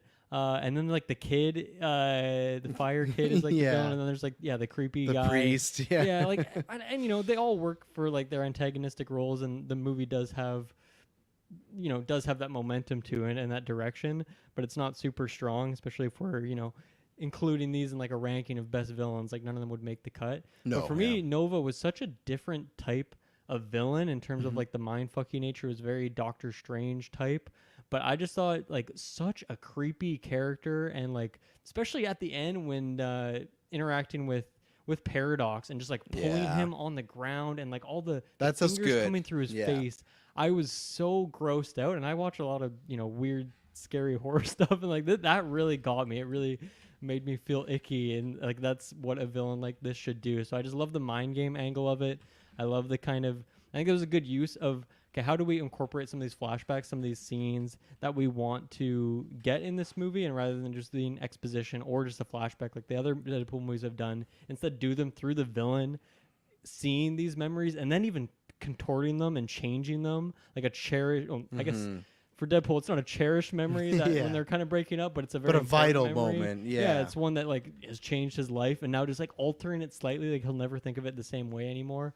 Like it's really, really good stuff. And then also just like the power level of the character too. Like I don't know if she actually got stabbed and then healed that. I'm guessing that was just like a fake mind thing that got stabbed and then she was fine, right? I don't know exactly what happened there, but then either way, she was so fucking powerful. Yeah. And it felt like, man, how do you defeat this character? And I think it, like, they never truly did in like the traditional sense. It was through that crazy machine and all that explosion. That's what actually did it at the end. So I think it just goes to show how powerful of a character she was. And we joked like a year ago when we found out this was the villain of this movie, like, wow, what a weird backstory for this character. I guess it's a Deadpool movie, so they can pull it off. But for me, like, all the weirdness and the creepiness of the backstory worked really well. So I was very happy with this villain, and just like I said, much stronger than what we've got from the previous Deadpool movies. Yeah, I like coming into it, especially thinking that Cassandra Nova is like the twin of Charles Xavier. It's like, how are they gonna showcase a villain Charles equivalent? Because Charles is just so beyond Omega level, like of a threat, and then put that on like an evil type character. And like, how can you make it not just they just one shot everyone, and I Which, felt just why does she just go sit down for the final fight though? for so They- we could get an all the- awesome I fucking know, action but sequence. all the heroes talk about That's like why. no one can fight her, no one can face her. When you go there, they're dead, and Yeah. she just lets all the goon X mutants, and then she sits down. That's where I was like, again, same thing. That's where it's not turn your brain off, but you do have to be like, do you want to have fun? Then you just enjoy it. But the second you start to look at that, you go, okay, why wouldn't she just freeze them all and one shot them? There's no reason for it. It's just, well, we wanted to do something really cool here, and that's why I wish there was even something like somehow she did get shot earlier, or she like somehow gets taken out of surprise attack, and she's not dead, but she's disoriented I for a don't know, moment. to, But she's to just me, like you know, in a realm where there's just infinitive variants showing up and like it's easy to recruit people, I feel like that's something that she would do of like, hey, if this person is gonna die in this fight, then so good riddance. I don't want them on my team. They're not strong enough. So to me, it makes sense. I have absolutely no issues with what happened because it was just beautiful to see the whole. That was like just great action. We got Channing Tatum pop off as Gambit there. It really felt like a video game when like the big boss just kind of sits back on their throne and waits for you. Like you got to go through the waves. But yeah, no, I thought they were just absolutely fantastic in that role. I've only seen them in that season of The Crown when they play Lady Diana, and she's definitely the highlight when they introduce her into the show. And there's many fantastic actors in that show, and she stands out amongst standout performers. So I thought especially that I don't really know anything about Cassandra Nova, like coming into it, like this is really my first experience. But no, I thought they did fantastic. Emma Corrin, that's the name. So yeah. and I think is it that Nosferatu? They're listed in Yeah, Nosferatu 2014. Nosferatu. Is it this one coming up? thought it was Like the new one. It is one. Okay, that's what I thought. I just knew that they had a big project coming up, so that's what I was like, Yeah. okay. So that makes sense, Nosferatu. But Taylor, what do you think about Cassandra Nova here as the antagonist for our two lovable heroes? I wasn't sure what to expect from this character. Again, just seeing her in the trailers, I didn't know anything about her, but her motives were very, very basic. I mean, we've seen this kind of thing before, and I felt kind of conflicted because, like, oh, you spared my life. Okay, I'm going to let you guys go and get you out of here. And I felt like, well, that's very much just them pushing the plot forward. Yeah, They it's didn't very put a lot of easy, thought yeah. into it. She even which is threatens, like, if fine. you take this off, I'm going to kill you. She does, yeah. And so the only thing I'm supposed to latch on here is that Logan's emotion was supposed to sell to her that, yeah, Charles knew where you were. He'd come find you, yada, yada, yada. That works for about 30 seconds, then she's back to being evil again Yeah. in square one. So I can buy it for the sake of it being Deadpool. It is what it is. But that would probably be one of the only cons I really have with the movie is how they did not properly write her character throughout that sequence. It was just so rushed. Again, not a big con, just a minor one. But I think she was absolutely scary and terrifying when she was grabbing Paradox and dragging him on the street with her hand in his brain, like in his mind and his face. That was terrifying and freaky. But yeah, she was fun. I thought she had a lot of great dialogue moments too when she was talking to Deadpool, and then she was talking to Logan, really trying to get on his level and understand like what's going on and try to sway him over. I thought that was good. And yeah, seeing her with Juggernaut's helmet on was pretty funny, and everything that was following that with the dialogue, like as soon as you take it off, I promise I'm going to kill you first. I was just laughing at all that. So that was Yeah, good. they're like, why are you like this? She's like, I don't even know. Yeah. Like the way she said that line was really good. Yeah. Funny too, because I assume that the helmet would have been on one of our heroes. That's what I So thought that's- too. Yeah. When they That zoomed out, I was Cassandra So they were gonna controller? drop it on Logan's head. Yeah, that's what I was expecting, but I guess that works too. If it can't get in, it can't get out, right? Just Her shut off powers, so- you just Much shut off the smarter. stream. Instead of giving people a boat, you just close the dam down. No water's coming to the dam if Yeah, you get what I'm saying, right? that works. I If love you it. close the dam, you don't got to worry about drowning. Technology makes sense. So, Mm. and I also really liked their scene with Logan in the graveyard when she went into his mind and they talked about that. I think next to the campfire, that's probably Hugh Jackman's best scene in the movie. Is him, because that was not him fully. He recounted it a little bit, but just his emotions. Again, we talk about elevating it, but Nova also didn't seem. She wasn't like playing with him in that moment. Wasn't like, oh, here's your like. I was worried it was gonna be like a Mysterio showing Spider-Man the corpse of Tony Stark, which I like that moment there because Mysterio's kind of a piece of shit, and not that Nova isn't, but I just feel like even then I like that she can sense that you had a relationship with Charles, so there's that bonding of because my brother maybe loved you, I'm gonna give like almost an asterisk, like I'll give you like a little wiggle room, and she's offering to help him and free his mind, and you won't hear these voices because when they go into his mind, he just hears the voices. Right, that was the other thing we forgot to mention was he goes to the mansion, he kills, I'm just gonna say the FOH, but then he proceeded to kill a bunch of other people. So I'm assuming he just like Pulled a Ronin. yeah, I killed government officials, people like that were good people that maybe didn't know and everything, which is funny because he talks about how much he just doesn't want to kill anymore. And then the third act of this movie is him just killing a bunch of Deadpools. But again, I just go with, okay, well, he just meant in that moment he knows he killed some good people. But I enjoyed their connection. And one joke I forgot to mention, and I don't want to lose it, is I love that Deadpool kept calling him Chuck for Charles Xavier. I love that, like trying to insinuate that they had like some good relationship. Like, oh, that's not Chuck. Oh, you're Chuck's sister. Like, it's a dumb joke, but that's where whatever floats your boat, and that's one that works for me. We're like, okay, I like in this moment where he calls him Chuck. So, Yeah, just a general thing too. I really like the Void as a setting here because we obviously saw that in Loki, and when you're watching Loki, you kind of think of it as like, it's a big place, but it feels like one kind of cohesive space. But I like that in this, it really just felt like this massive, unending place. So you obviously have like the Mad Maxy kind of sequence of it, but then you have all sorts of areas that we go to, and I love a good travel sequence, and I like that we kind of got that, which makes sense for the bonding of it. But then there was also like a helicarrier in the background.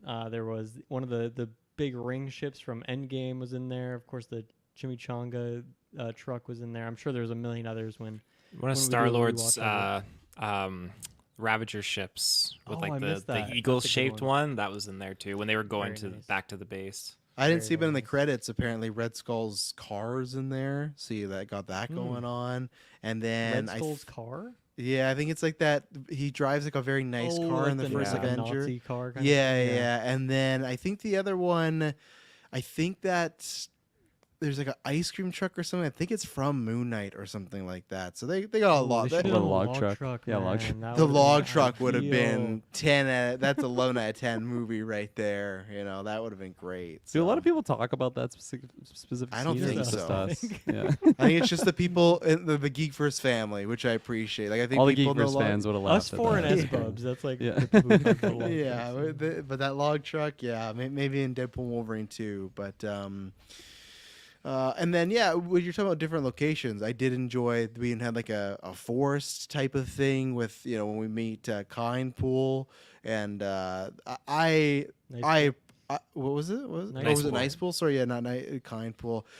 That all worked for me. I really enjoyed the whole I can break the fourth wall too, and he just looks in the camera and goes proposal, and was like, that's not how not how the force works. So for me, I could see someone not liking that character or that joke, but I liked Nice Pool, and it all worked for me, so I enjoyed it.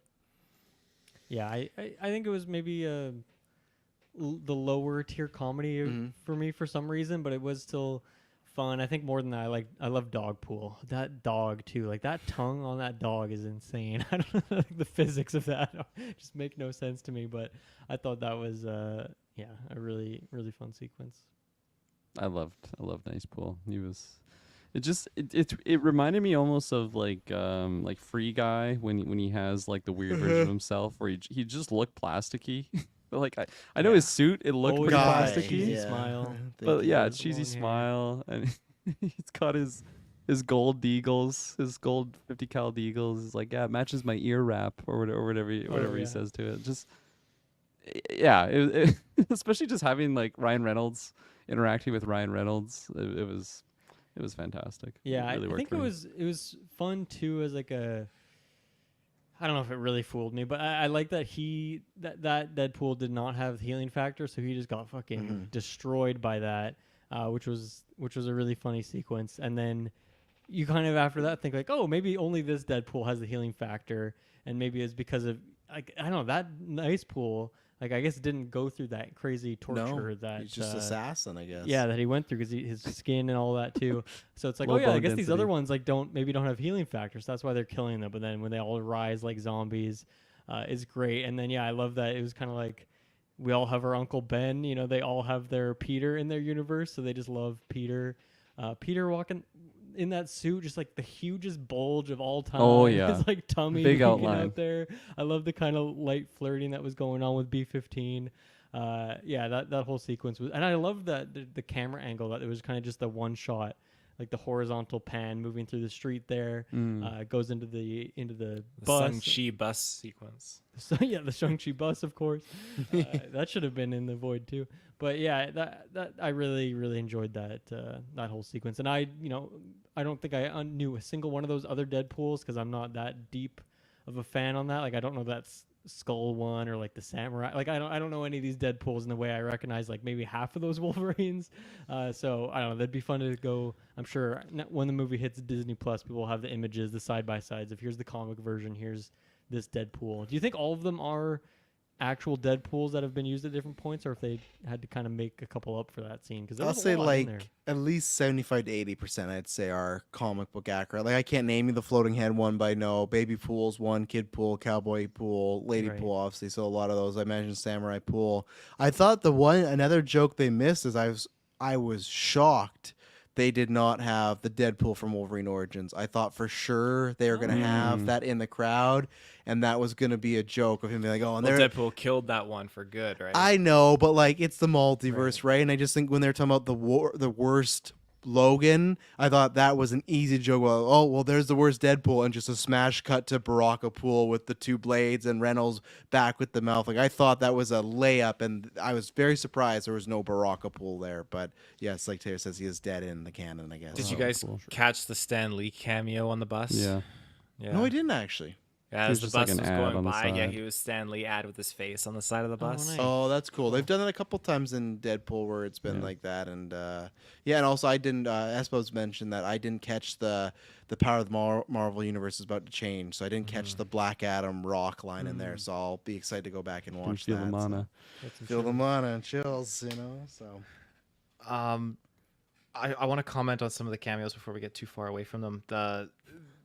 Because I realized I didn't say anything on Blade. Or back to Electro. the beginning. Yeah, we're going all. Let's circle back. Let's circle back. So if your brother was, Like holy shit. So I'll make it really short. Yeah, when Blade popped up, I didn't anticipate that, but he dropped a line that just absolutely killed me. It was after they successfully got Deadpool and Wolverine into Cassandra's place, and basically he's like, oh, some motherfucker's always trying to skate uphill, or I skate uphill. I are was like, man, still trying to ice skate uphill. Still, 'cause that's he the says one, that yeah, in yeah. he says that in number one is some motherfuckers Yeah. are trying to ice skate uphill. oh so my gosh, that that was your just cracked something of me a up. scientist throwback moment. Yeah, was that was great. But yeah, he just you mentioned, Travis, that he was gonna like there's a chance he could appear, and I kind of just shrugged it off. Like I really didn't think he was going to. So that was definitely a highlight. Electro was great, and yeah, just getting all these different pools in there too was just quite something. And nice pool. Man, like you said, Dylan, when it turns out he actually does not have regenerative powers, it's just Ryan Reynolds that really sells that, because when our Ryan Prime is like holding him, and you think, okay, he's gonna have regenerative powers, and he just coughs up all this blood immediately. Is like regenerative power, like he doesn't have that. Man, that just cracks me up. And he says some How line. long I does it can't- take you to regenerate? Yeah. yeah, and I can't remember when he said something like, "You died a hero, or you died out of kindness," and Wolverine's like, "No, murder is how he died." Like Hugh Jackman, one of the best straight man delivery lines ever, like multiple times in this movie of just calling him out. But like, murder is how he died, and that moment when Hugh Jackman just walks out with the dog. Lifts the dog up. Yeah, and he's like looking all badass, but he's like using the dog as a shield. Like, oh, it's so good, man. That was good. Yeah. Also, not jokes, but because I'm gonna forget about it. I really liked the scene in the car when the what was the estimated wish or whatever it was, that line. But I loved when they just again laid out and Wolverine got serious and he just tore a new one into Deadpool, not physically, but just talking about how he's such a pathetic person, and like you're God's worst joke on us because you can't fucking die and you're the worst person I've ever met. So like I love where Hugh Jackman gets to be serious there, and that for me was like Plain Trace Automobile. That was, Taylor will know, I'm not sure if you guys have seen it, but that is the moment where Steve Martin does the yeah, and you're always talking and you're like who would want to be friends with you, and obviously it sucks because Ryan Reynolds isn't a mask. So that moment when he's like, I'm gonna fight you now, it got a laugh, but it felt like he was giving it somewhat like painfully, and I wish, again, that's why I was happy we'll get to it, the Wolverine mask how it was used, because the masks still sometimes take some of that emotion away, but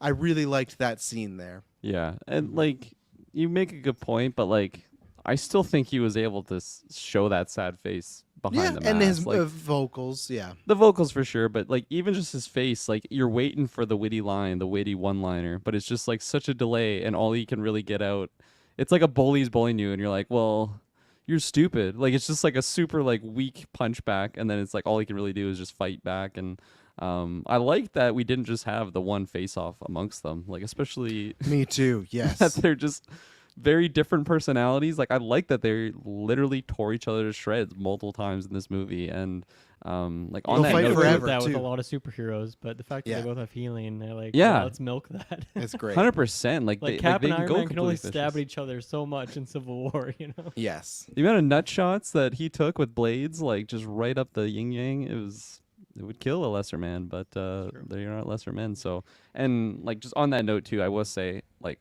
all of the action, I think, was fantastic to me. Like I thought all of the fighting choreography, I thought the first clash amongst Deadpool and Wolverine was very satisfying. He does this Um, crawl like. Oh, Man, yeah, he went on like- all fours. Yeah. They say this is the worst Wolverine, but like he's still so terrifying and menacing, and just even when he's just like jumping at Deadpool like in the minivan, and like when he's like, Yeah. what does he do? He like basically His taunts one him. hand comes up. and Yeah, he's yeah, "Come like on." all of those moments, like they just go full animalistic on it, and like you can't really end by one person dying because they won't. So he just fucking wraps them up in seatbelts, and then they both sleep it off the next day. So I thought all Oh. the action though totally was delivered. I mean, we already talked the- about all of our cameos popping off, and then the bus sequence as well. So all of it was good for me. The only slight beef I had was in the Cassandra Nova base fight. I just felt like it was way too much shaky cam. There was some of those There- shots that I was hoping a they were bit, nice, yeah. crisp shots of Blade and Elektra, but it was a little too shaky for my liking, but a minor complaint in the grand scheme of things. I agree, and it was weird to bust out because that first Deadpool Wolverine fight, which I like, it's like a very big build-up. It's slow motion. They're looking at each other, guns out. The claws are slowly coming out. It's like they're making a point. I wonder if that had just something to do with like a lot of CGI going on and stuff. They just Maybe. thought, yeah, like let's make it shaky so it's easier to It cover was up. so But shaky that the frame rate looked lower. It was like, oh, that's too bad. yeah, but no, for the most part, I think those fights they delivered. I love the smash cut to Logan passed out and him wrapped up. But I like that, like Kurgan said, they fought multiple times and they both delivered. One was the epic cinematic one, and then the other one was just like, we both hate each other and let's just get some frustration out. And again, they can heal, so they're not going to die, but you can still feel the pain. You know, it's still there, and they would make sense. I think Ryan Reynolds and the writers did a good job of anytime those claws hit him, he made it really sound like it just fucking hurt, which you have to do, right, as like a healing character, because then you Yeah. lose that importance. So no, I think I was very happy with those. Also, we didn't get that Wolverine Hulk fight, but I think that's That was still cool though. I think that's coming. man. That's coming. And we got the brown and tan suit. Oh my god, I love the brown and tan suit. So I think that's just a little tease for what's gonna happen. What suit was it? You have the Power of Love playing. It looks like an 80s fucking. When he had the big set. hair and yeah, I can't remember what it is. I think it's the Age of Apocalypse suit. I could pick Okay. it up here, but All of those were just great, though. Just having Hugh in those different suits. Yeah, all those moments were fantastic. yes, it was the Apocalypse suit. That's what it was. So I misspoke earlier when I said it was the Ultimate X-Men. So, but yeah, he's just like feral looking with that hair and everything, and that was a great time because I don't think you're ever gonna see a Wolverine look like that full time. So like, this is the place to do it. Let's just see a bunch of X-Men together. You know. The quick scene there where we see Deadpool like beaten up and Thor holding him, was that not Chris Hemsworth? Was that because he looked like the Thor from the play, like from the? I think it was Definitely Chris Hemsworth, but I Taika. couldn't tell if it was a new scene or if they took like I don't know when Lady Sif was dying or something, and then like Yeah. I edited it. agree. I think it's opposed scenes. It's like not that you ever saw this, Dylan, but they use in like Zack Snyder's Justice League. They used a scene in there that was like it was after the movie shot, and it's when they did some edits. And everyone's like, "How'd they do that?" Because they never got Henry Cavill back on set, and they just used Man of Steel footage from the movie and repurposed it and recolored. I think it was just that where it's Okay. Hemsworth holding somebody, but they change it. But man, that was another running joke. I love that him waking up to Thor, Oh, asking God. about Thor, and again, I think that's gonna get paid off. I legitimately, I think so too. I That's think the that's- next one. He talks about the next actor he wants to team up with. Essentially. yeah, and I think Hemsworth obviously he'll probably be a bit more serious in the next Thor, but I feel like he can always bust out those comedic chops, and I think that Why was he crying? oh, I know that just such a 10 out of 10 Meyer joke for me. Loved it. It's like it like slipped up too. Like he wasn't supposed to see that scene, and then it's just like basically an Endgame equivalent scene where we're seeing like a character die, someone's happened holding yet. him and crying. What was that? What was that? Go back. And Paradox like, no, you're not supposed to see that. Like, it's so good because it is showing that, oh, maybe he is meant for something, right? He's meant to save something. Yeah. And yeah, I Man. can't wait. On the same vein of that area of the film, I guess, is when he suits up for the first time and he has the fucking tailor slap his ass, like Oh, yeah. grope him 3 times, and he comes out feeling all good in his suit. He's like, "Yeah, your tailor's definitely a predator." And fucking when he stares down at the one guy at his desk, like on the phone, like that guy. God, I was laughing so hard in that moment. And that's a joke where I can get somebody like, I don't find that funny at all. Yeah, But for when sure. they went back to it at the end, I was still like, and he like got Wolverine's mask and he's like smelling it. Like, I just like that they made this TVA guy a perv. Like, whatever it is for me, that's right up my alley for the humor. So How did he put that again? Like, like you, implying like he wants Deadpool, but then he's like, you better talk to your wife. So I'm calling HR. Like, oh, is your wife work? your wife works at HR? Yeah. Yeah, And just that shot when Deadpool's ass was like barreling towards him and he's just like, Yeah. and they kept And giving that him song comes in the too. music Yeah. cue. Yeah. I liked it. Random little tiny thing. I love that Laura got the sunglasses back. Yeah. Oh, in the yeah. final She fight. kept That was them. good. Yeah. And then we haven't mentioned this at all yet, but I absolutely love the whole opening sequence. You know, like Deadpool has very iconic like opening title credit sequences. But that was so much fun. Been debating for months and months. Like, okay, what Wolverine is it going to Yeah. be in this movie? Is it going to be the Logan one? It can't be the Logan one, right? He died, and so the fact that he's like talking about respecting and disrespecting him, but digging up the grave, finding the fucking body, and then just using that as like the weapon for this really just extended, grotesque fight scene. But it's long and extended because it's also the credit sequence there, and just like the little moments of like Hugh Jackman's name being on just like on the head of the skull in that Yeah. slow-mo sequence when you get the names in the perfect spots. It was such a smart, fun, clever idea, and I don't know, like when you're watching Logan now, and that scene comes up when he gets buried there, I wonder if it's gonna take away a bit of the power of that because you're gonna think about, man, at some point this freaking body is gonna get dug up and just used as a fucking weapon to kill 30 TVA Backstreet members. Boys. But, yeah. Backstreet Boys starts Yeah. playing. Which that to me when Oh, they're doing the little credits. dancing sequence, in between that. So Yeah, and he's doing all the moves to the song. I was like, man, if anyone does not like the Deadpool character, this opening credit must just be tough. Because I personally feel, because I've seen that from a couple mutuals of mine of being like, this is the most obnoxious Deadpool's ever been. I can agree. I don't mind it because I like Deadpool, but that credit, I was like, man, they're making Deadpool just very memey by recreating instinct moves and everything. I'm fine with it. I was surprised though that they didn't do the credit gag that they did the last two, where the other ones didn't have Ryan Reynolds. It was like overpaid actor, directed by talentless act, like, and they didn't do that. It was just straight Hugh Jackman, Ryan Reynolds. So I guess they were what's just there to out of do jokes. a third time, you know? Well, I was just surprised because I thought they'd still. Because I don't know if there'll be another straight Deadpool movie, but I guess that can be the cheat, right? It's not a Deadpool movie; it's a Deadpool and Wolverine movie. So I just thought, I thought they might do something with it, but they didn't, and that's fine. I was just, I was caught off guard.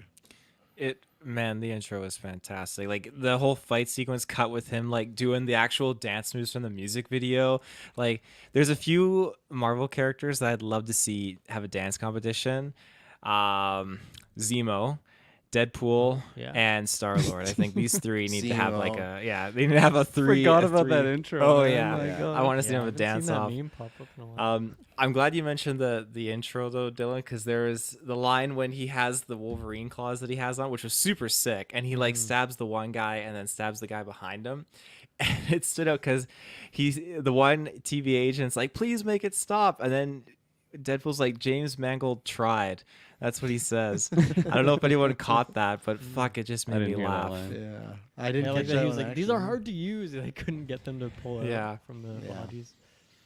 And even just when he like stabs himself with it, like that's something that I've always thought of. Like, man, that's Yeah. so dangerous of just having those and slashing around. Like, I feel like at one point you would probably nick yourself, and yeah, it gets himself right in the arm. Like third use of it would make Yeah. sense.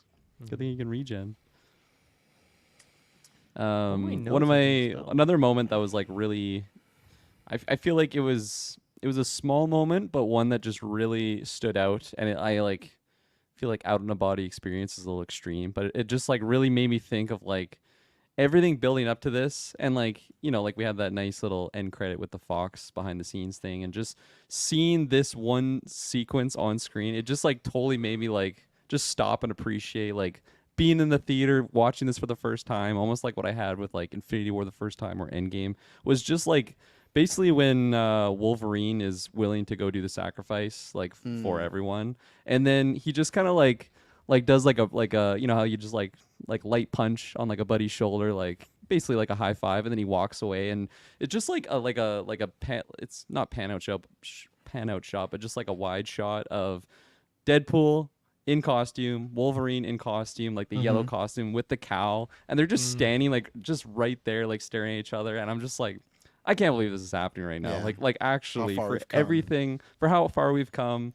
And then like having that moment, and then like however many minutes later doing like the behind the scenes sequence of like Hugh talking about how like insecure he was at the beginning of the filming. I'm just like, that's what just like brought all this emotion in. And I was just like, man, like this is actually like a really special movie experience moment that definitely however many years ago, very possible this never would have happened. Or like you're laying out earlier, like it technically wasn't even supposed to be Hugh Jackman in the first place, right? Like all these what if scenarios. He changed his so- mind, right? So Yeah. and even then, like they make that joke at the beginning when Reynolds is like, "Oh, look at me, everything that kept." And I actually love the moment when Paradox tells him you're gonna stay, and he takes the camera and he's like, "Fuck you, Fox!" Like they're keeping me like. But I'm there- going to Disneyland. Yeah, but there's also a multiverse where the whole team goes like, "Let's not continue any of the Fox X-Men stuff," right? They could easily drop that and just said, "Hey, that was the past. We don't want to do radar stuff." I think even early days when I listened back to some of our casts, we didn't think that was like some of those X-Men retros that I re-uploaded. We didn't think that was happening. We thought that was the end of the road because MCU does things the way the MCU does things, right? But now we like not only did we get Deadpool, we got Hugh Jackman. And that's where I want to bring up. How did you guys feel about when we finally, because there's marketing everywhere, the toy, and they finally say it for the last fight, they're going to kill these Deadpools, and he reaches back, which I could just see everybody in the theater that's a comic fan, they're just shifting. They're like, oh my God. He puts it on. What did you guys feel about the mask? He kind of wears it for the whole third act, and we got that finally, the cowl. So What do they say? Batman that can actually turn his head. yeah. Yeah. with the He looked- blowjob handles. Has every one of the movies had a Batman joke in it? I think so. Yeah. Yeah. Interesting. Interesting. I think Yeah, it didn't look as good as Deadpool's like eyes and mask does, but it looked solid. It was good. I'm glad it wasn't there for the whole movie, but I'm glad it was there for a bit. I'm with you. I feel like near the end, I kind of wish he took it off, especially like the last send off of like just seeing the emotion that we know that Hugh can deliver. Because it's just like the white eyes. It's like an emotional send off, and he's just like staring at Deadpool. And I'm It's like, a ghost. It's a zombie. it is a you ghost, know? yeah, It's like just- dead eyes. But Yeah. but then we get the scene that I just laid out, where it's like a wider shot of him in the cowl, and I'm just like, this is fucking perfect right now. So I'm glad it was used sparingly, because that's something that we were kind of talking about leading up to it. I mean, it's just the tricky thing about having actors in masks, especially good actors, right? maybe we need Yeah. more masks for bad actors Because because you gotta hide that. even when Deadpool thought he was going to do this thing, when he went to go say goodbye to Logan, he took the mask off so Ryan could Right. like emote a bit, right? And it was weird too, when I guess because Deadpool's mask didn't get burnt off, but I thought when Hugh's body showed up, they were going to burn his mask off there because The only thing that stays on is yeah, and it's a weird thing where they're walking back and the music's playing and his mask's on, and they cut to scene and his mask's just off. They don't even show him take it, which is fine. He just takes it off, but it's like, oh yeah, it has to act now. But this for me was like the perfect amount. The mask at times looked a little too CG. I think it was better when they are further away. But I think there were times where it literally just looked fucking awesome. It looked so cool. It looked like the cartoon, the animated, the comic books, everything you can think of the video games. I think was more the wide shot of man, like silhouettes and seeing them from afar. This looks great. But there were the times when he was talking, so I was like, take it off, take the mask off. And that's where I think this is what I've always, because I'm not on the camp either, people that want the Batman white eyes. I think if they do this mask again, whether it's Hugh or other Wolverines, this is where you go. Big action scene. Maybe they would do it more in the future, not always just the third act, but I thought this was the perfect way. You're going to have majority of the scene of him just killing people, and from afar, that's when you put the mask on. So I thought that was the perfect amount. I think they will use the mask more in the future, and I'm fine with it, but keep it mostly to the action scenes then. I don't want like the whole first half of this movie, Hugh has the mask on, because I know Deadpool does do that, but it's just still a little bit different for me. It's a different route per se. So what do you feel about the mask, Taylor? We got the cowl finally. I mean, it totally went over my head that we would see something like that, because yeah, when they're gearing up to go and he just starts pulling his neck, I'm like, oh, this is awesome.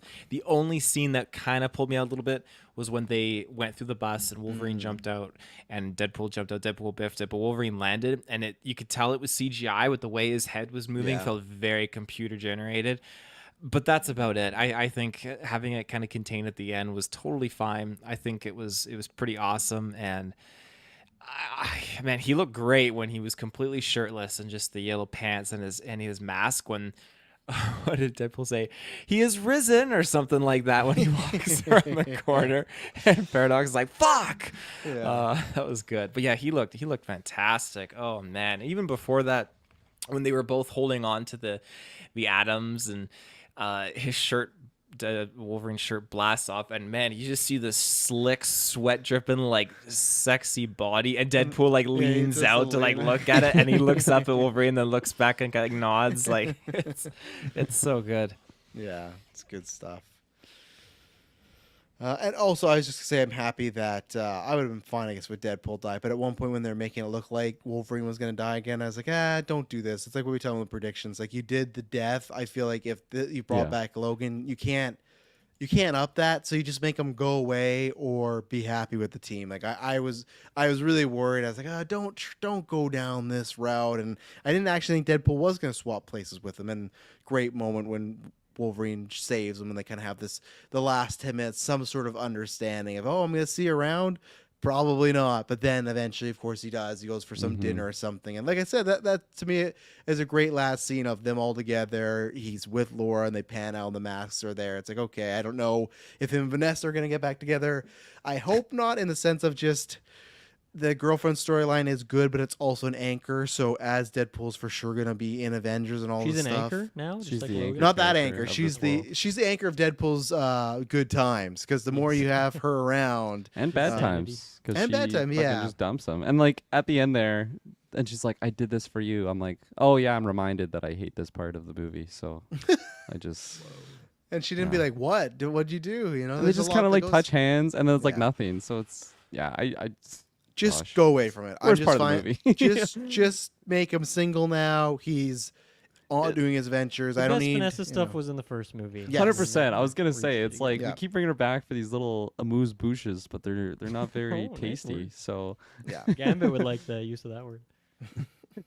Fucking Channing Tatum's Gambit. I just think when you say that, I just think about him saying that. Whoosh, whoosh, like I'd like to hear him say all this stuff, but Yeah, I need subtitles on when I watch it at home to see what the hell he's saying. oh, absolutely, yeah. Obviously, I'm sure we're gonna talk about this movie again and stuff in the future. Is there anything pressing that we haven't talked about, whether it's scene wise, character wise, moment wise? Because there's a lot in here, so I'm sure we're missing something. But I think I want to talk about like the fates of some of these characters, but I think we can do that in a future cast in terms of when or if they'd come back. But Well, yeah. plus we Yeah. should wait till after this weekend too, because there might be some stuff announced that True. gets those answers. So, and again, they are not playing coy at all. They're pretty much just saying these guys are coming back, and I think even the movie sets none of them died, and they're all happy. Like I don't know what the status of the X-Men is in the Deadpool universe right now, so I don't know, but Yeah. I'm excited. I'm excited to see them again. And again, I would even be fine if they said, hey, they weren't going to be in Avengers, but we're going to be Deadpool and Wolverine 2, and they'll be their own little pocket adventures. I'd be fine with that too. It's the same way of like, I don't need them to do it right away, but I still feel the same thing about the three Peters, that there's still more potential with these characters to have other fun stuff. But even if this is just it, I'm pretty satisfied with it. So Yeah. One thing I forget if we mentioned this joke, but I really liked the joke of Deadpool saying like, "Oh, you joined the universe at kind of a low point." Like, just I really liked that kind of the stuff, just commenting on the state of the MCU. Yeah. I think they did like just the right amount of it. There was like 2 or 3 jokes about it. I thought it was fun. The joke too in the beginning when the TVA basically just shit talk Canada, and he's like, "Get my country's name out of your voice." Yeah. There's people that, like clapped and cheered. And, like, oh yeah. it was Yeah. rallying the Canadians there. Last thing I was gonna shout out. I feel like I brought it up 4 times now, but the fucking copyrighted music, specifically at the end when they're sacrificing, we have Madonna playing. It's just like, And they got like a choir version of it. I Orchestral cannot version, wait yeah. for that version. I'm not sure if it's already out there, but I cannot wait because that I've said before. I had a controversial tweet a few years ago. That is the best Madonna song, bar none. You're and probably right. I cannot agree with you. wait to get that version of that song. That Yeah. was fantastic. chills. Yeah. And then also the credit scene. I don't know why, but I fucking love that song, the Green Day song, "Good Riddance," "Time of Your Life," and it's just yeah. like it's like an emotional song for me too. So like when I pair it with that nice little behind the Fox sequence, and like it wasn't just the X-Men too, and they're like, "Fuck, I saw Michael B. Jordan. I haven't even seen that movie Yeah, yet." But I'm like, Fantastic man, they're Four, going Elektra. all over Yeah. here. But yeah, no, I love the music. I was expecting Higher by Creed to play at some point. I would have just lost Oh, it. they but should have. Never yeah. came. Would have been great. No, I think that's everything for me now. Like I said, I know there's stuff I'm missing, and I know there's stuff on rewatch. I'm sure for multiple stuff we'll talk about come next year for Golden Geek. So I know we will talk about this again, and I am excited to watch them. But I think for the immediate stuff, I think we covered. I covered everything, but I liked when we got that whole scene with Happy Hogan and just like around the office, we could see the cards that, what was his name? The Captain America cards, Coulson, Agent Coulson's cards. You could see Cap's shield from Iron Man 2 that was there. And there are a few other cool little Easter eggs that are around the office as well. So yeah, I think that was Nice pretty. office that Happy Hogan has. We never really see that before. So. and that's definitely a character I don't think any of us ever brought up at any point. You know, like and you know why? I Because feel like his time in the MCU had kind of passed for some reason, but no, he's still crushing it. No, Armor Wars, you know, if that happens, you know, he's got to be there for that. But, and like another thing is too, for me, why it works him being there is one, he directed the first MCU movie, so that's another reason why this could happen. But don't forget, he also played Foggy Nelson in the Daredevil movie, so he was a part of the Fox Right. Marvel. Like he was there first before he was an MCU Was there a guy. joke about that here? No, there wasn't. So I thought that was another easy Opportunity layup that for they the missed future. it. But yeah, Yeah. so he was like a good sentimental for MCU, and he's like Chris Evans, where he's a man in both worlds. He walks between worlds, and he has history with both of them. So again, in the celebratory sense, that worked out very well. So Now I'm kind of curious about this because the one other thing that they showed and they emphasized in that office was proof that Tony Stark has a heart. And you guys were talking about where this takes place before Endgame. Now I was just thinking here, okay, Right. this was in a case, and we don't like. doesn't it The float way- off in Endgame though? Don't they It put it in does. water? That's the Yeah, thing. so But Stark's still before that, alive. we saw it in a glass case when Stark was alive. But Stark smashes it near the end of Iron Man 1 and uses it. So did they just put it back into another glass case? But I then- think then it- so. But then it exists again. I don't think during this is Endgame time. 2008 Deadpool being like Deadpool in 2008 being like I should be a part of the Avengers. So yeah, I think they just by, put it back. by Endgame time, he's like, or even by Civil War time, he's kind of got himself a new rig, right? So I presume multiples, Maybe yeah. that one would go. It's funny that go back in Happy- the case. Happy Hogan decides to keep this in his office instead of it, not you know. Pepper. Yeah. Yeah, it feels like a very powerful thing to keep in It's a fake. He's got. I mean, I guess he's the head of security, so I just like to think that it was in Pepper's office and like Happy like snuck in and took it from her and stole it because he feels it's his. So He was my Yeah. friend first. yeah, no, I did see that S Bubs. They showed the picture of Stark and Peter together, but they covered Locked him Peter. out. So Yeah. and I also thought there too when he was doing the pew pew thing. Yeah. I know so it's Spider-Man, but I thought there was gonna be more elaboration or kind of a tease. So it was just like a little joke there, and that's probably something maybe that I bet Reynolds just like off the cuff did. But I thought there was gonna be more, and especially I thought they were laying groundwork because maybe they're not. They're just saying that because they got to do interviews. But when they did an interview this week, they asked them Reynolds and I always do that. Reynolds and Jackman like, oh, who's the person you want to work with the most in the MCU? And they both said Holland. So I thought, oh, are they already cooking something up here? Maybe they are trying to, but yeah. So there's some Spider-Man references, but he was never spoken. You know, any Spider-Man, by the way, no Holland, no Toby, no whatever. So that's what I do hope in Secret Wars. When I saw that lineup of the Fox heroes, I was like, man, I am ready for when Toby's in that lineup, and that's just my serotonin is gonna be just blasting through the roof there. But yeah. Anything else? X'd There we out. go. There we go. I'm gonna go. Oh, I was just gonna say I look forward to updating our drafts. Our MCU drafts gonna be a little wonky. I had Gambit, so that's gonna be some juicy points, I think.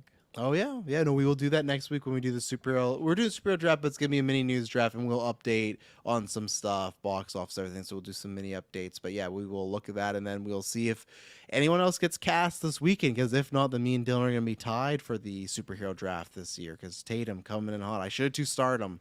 Yeah. I'm bummed about that. I Who was should have your kept two-star him. again? It was Adam Driver. Because remember, there was those heavy Right. rumors at one point Oh, he was in yeah, talks for Doom. Reed, right? And Doom or Reed, yeah. yeah, and then I guess maybe there's a chance he walks as Doctor Doom this weekend, but I'm gonna say no. In costume.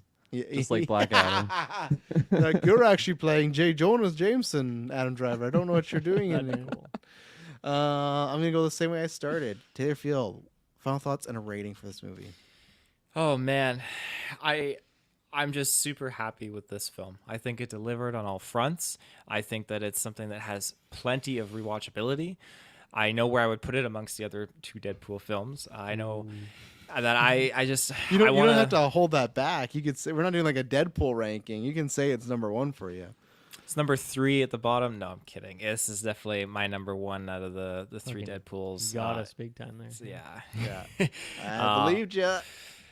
Damn, it's just such a good time, an absolute good time. And I think the acting is great. And of course, like I mentioned earlier, there are a couple things between characters that might be a little bit rushed, specifically with just Cassandra Nova. But other than that, I think that there was a lot of fun, a lot of great moments with Wolverine and just him trying to deal with his trauma. Well, you definitely made a good point there, Travis, that it was maybe needing a little bit more depth than, I went to the bar and I came back and everyone was dead. It's like, that's pretty shitty, but I mean, That sucks, man. That's bad. that sucks. I think some other Wolverines have had it worse, but of course you did lose everyone. Yeah. So it is what it is. I can buy it because it's a Deadpool movie at its core with everything that's going on, and Wolverine, I guess. But man, it's just such a good time. Ryan Reynolds is fantastic. All the cameos were absolutely great, and the way that the movie capped off with that little homage to just the Fox verse and everything that they did, I love that. And then them getting that end credit scene where he's like, "Okay, I'm gonna figure out what really happened because I didn't kill. I didn't kill His blood is not on my hands. yeah, his blood's on my hands." And when it's like Deadpool looks at the camera when he's in the cage and then looks down, and just when he's like, "Oh, tell me about it," and Chris Evans just giving all this dialogue like, "Oh yeah, yada yada yada," just talking horrible shit about Cassandra Nova. And at the end, he's like, "And you can quote me on that." And he's like, "Okay." Like, fuck. It's so good. I love all that. So again, everything works so well with me. This is a 10 out of 10 movie. I loved every second of this. I'm gonna rewatch it many a time over. And man, just talking about that giant scene, we didn't even talk about how like his skin gets ripped and then he just collapses. In these multiverse movies, the F4 are having a bad go. Reed Yeah. gets killed very easily. It's like I'm very Who's curious. next? Well, Invisible yeah. Woman or the Thing? And it's just like what we talk about newscasts. Like, does the general audience view Fantastic Four as important as we do? And it's just like now it's 2 movies in a row. Not they've been used as jokes, but they've been not in a row, but just like multiverse movies where they've been used as like a weaker of the bunch. Like they're just that, you know. So it's interesting to see what people like. Do they even look at that? And go, that's kind of like those characters aren't that strong. So I don't know. It's You reminded me interesting. too. You just reminded me when I think it's when they're meeting Channing Tatum and crew, and they're talking about like the previous people that like tried Johnny, yeah. to make it out, and like they mentioned Quicksilver in there. Do they mention Ghost Rider? No. No, I thought I was trying to remember what the other Quicksilver, names were. Punisher. Punisher. I think they said Magneto, and then there was a 4th one I thought too that was of note. I felt like it was. Yeah. Yeah, there was. I heard Quicksilver, and I'm like, oh fuck, we're close. We're close to getting my boy in there. Ralph Boner. Yeah, you would have came back. Yeah. Right. Oh, You and then did get a. Oh, sorry. Go ahead. No, I know what you're gonna say, right? I was gonna say there was a Wanda nod That's here what I was gonna say. Yeah, Yeah, with she the was in a Wanda statue. statue. Of her. Yeah. Yeah. Oh, wait, so- where was that?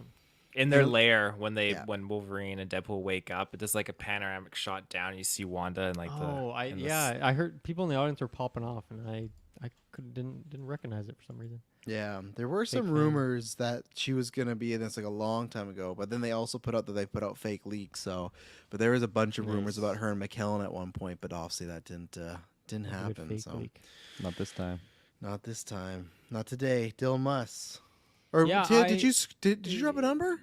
10 did. 10. Okay, sorry, I missed that. My bad. Sorry. Go ahead, Dylan. Yeah, I think the last thing Taylor had said there was that you're gonna rewatch this many times, and for me, like MCU, like these are my comfort movies when I don't know what to watch, or if I just am in a bad mood, or if I'm in a good, if I just want, they're just my comfort movies. I said it there. I don't know why I need to extrapolate more. They're my comfort movies. Like in the rewatchable ones for me, like the most are like Infinity War, Endgame, No Way Home, Civil War. Like I'll just always put those on. They're just so epic and fun. Even if I don't do the full rewatches to build up to it, it's just I'm always down for any of those ones. And I think this is going in that rotation. And I'm gonna rewatch this movie many, many times. And yeah, like even though as we talk through, it's like yeah, there definitely are some issues that I have with this movie in terms of some of the plot stuff. But at the end of the day, like I just had so much fun watching this movie and talking about it with you guys, and I'm gonna have so much fun watching it over and over again. So I'm following Taylor here. I am dropping that crispy 10 out of 10. And I don't think double I've dropped a digits. 10 on something since I've started doing the numbers again. So it is exciting to do that. It's been a long time since I've given something a 10 out of 10, I think. Yeah, I'm trying to think. What would Spicy. it be? I Yeah. don't think I've ever heard you say 10 out of 10. Ever. Ever? Not even no, just out he's of Back in the definitely, day? he's definitely dropped something there. I feel like I've never heard Dylan say 10 in general. Just I didn't know he could say that I number. can't count but that he did high it. normally. But this movie made me I've heard you learn. go beyond that. Just 9, then Deadpool's 11. like, I don't read. I don't count. So that's me. Yeah. No, 10 out of 10 for me as well. This whole trilogy is a 10 out of 10 for me, which is pretty Whoa. spicy. I feel like that hasn't happened since Really? Lord of the Rings was another trilogy that's spicy. I don't know. Deadpool's another one though. Yeah. So 10 out of 10. Where are Mine- you on the Dark Knight ones? That's the only other one. Dark Knight Rise, not a that- 10 out of 10 yeah, for me. I agree with 4 out of you. 10. The first Yeah. two. Get First that two 10. are. I would Yeah, say. it was And close. Dark Knight being a higher 10 than the first one, however that makes sense, but it That's is. like a Maybe it's god like- tier 10. Yeah, that's Maybe it's like a- bold and italic Yeah. 10. Yeah. What about the Bourne movies? That's true. The conversation for another day. Another day. Yeah, We'll let's circle back to that with Next, our next brothers newscast. and- We'll and- next newscast. People sending your trilogies. That's the one for me. Toy Story, that trilogy, 1 to 3. That's all 10 out of 10s. There's 4 movies. And, No, there's not. No, but that's a new one. You know. back to what I was talking about, which was my final thoughts, which was 10 out of 10. Super minor gripes, but like just for enjoyment level, like this movie, it over delivered, and I had very high expectations. I love it. I can't wait to listen to some of these tracks tomorrow at work. This is gonna be just a good time. And like Dylan said, this is definitely gonna be a comfort. I mean, yeah, I agree with you in the MCU just kind of being comfort movies in general, but this one more than others, I feel just because of the cameos. Like it's always funny when like a new movie comes out, and I'm just like, I can't wait for those gifs. I can't wait for these Channing Tatum gifs to be dropping off Oh in our my group God. chats. So yeah, exciting times. And Audio drop coming soon to the GB feed. We got to pick our best line. Got to pick one, but yeah. Man, you say gifs. I just interject quick. Like I can see now a great gif of just when like Blade fires Punisher's rocket and blows the gate up, and he's just like full on standing in the top of the vehicle, and they just drive through the smoke and the flames and pull up, and it's just so badass. Reminds me of Bullet Farmer from Fury Road. Oh Yeah. God! Can't see shit. Shine the light in my eyes. We are, sir. Yeah. Complete the circle, Travis. The circle. Yeah, I guess so.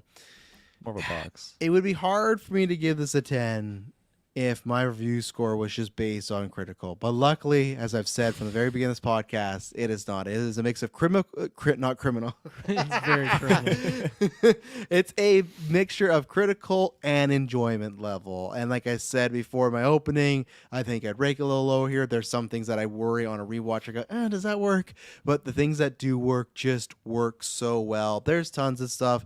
Great scenes, great jokes, great cameos. But as I said yesterday to Dylan on Newscast, if someone kidnapped me and sat me down and strapped me, like if I was looking like Deadpool in the car and they told me about all the cameos and everything, all I needed for this at least to work for me to pass this and enjoy this was the Deadpool Wolverine chemistry and their connection and their story. And that's all I've needed from day one.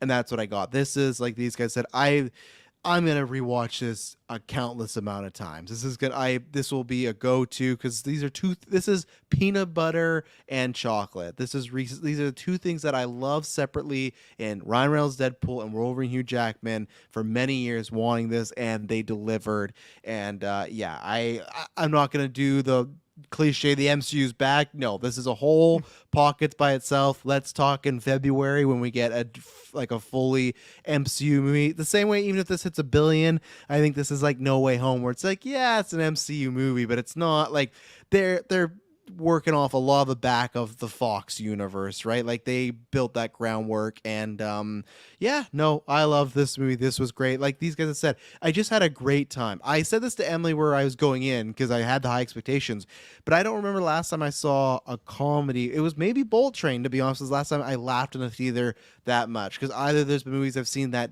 disappoint me, or they're funny but they're not comedies. It's like Inside Out 2 has jokes, but I'm not like, oh my God, like Riley is so funny. It's like, no, I get a giggle or a laugh at this.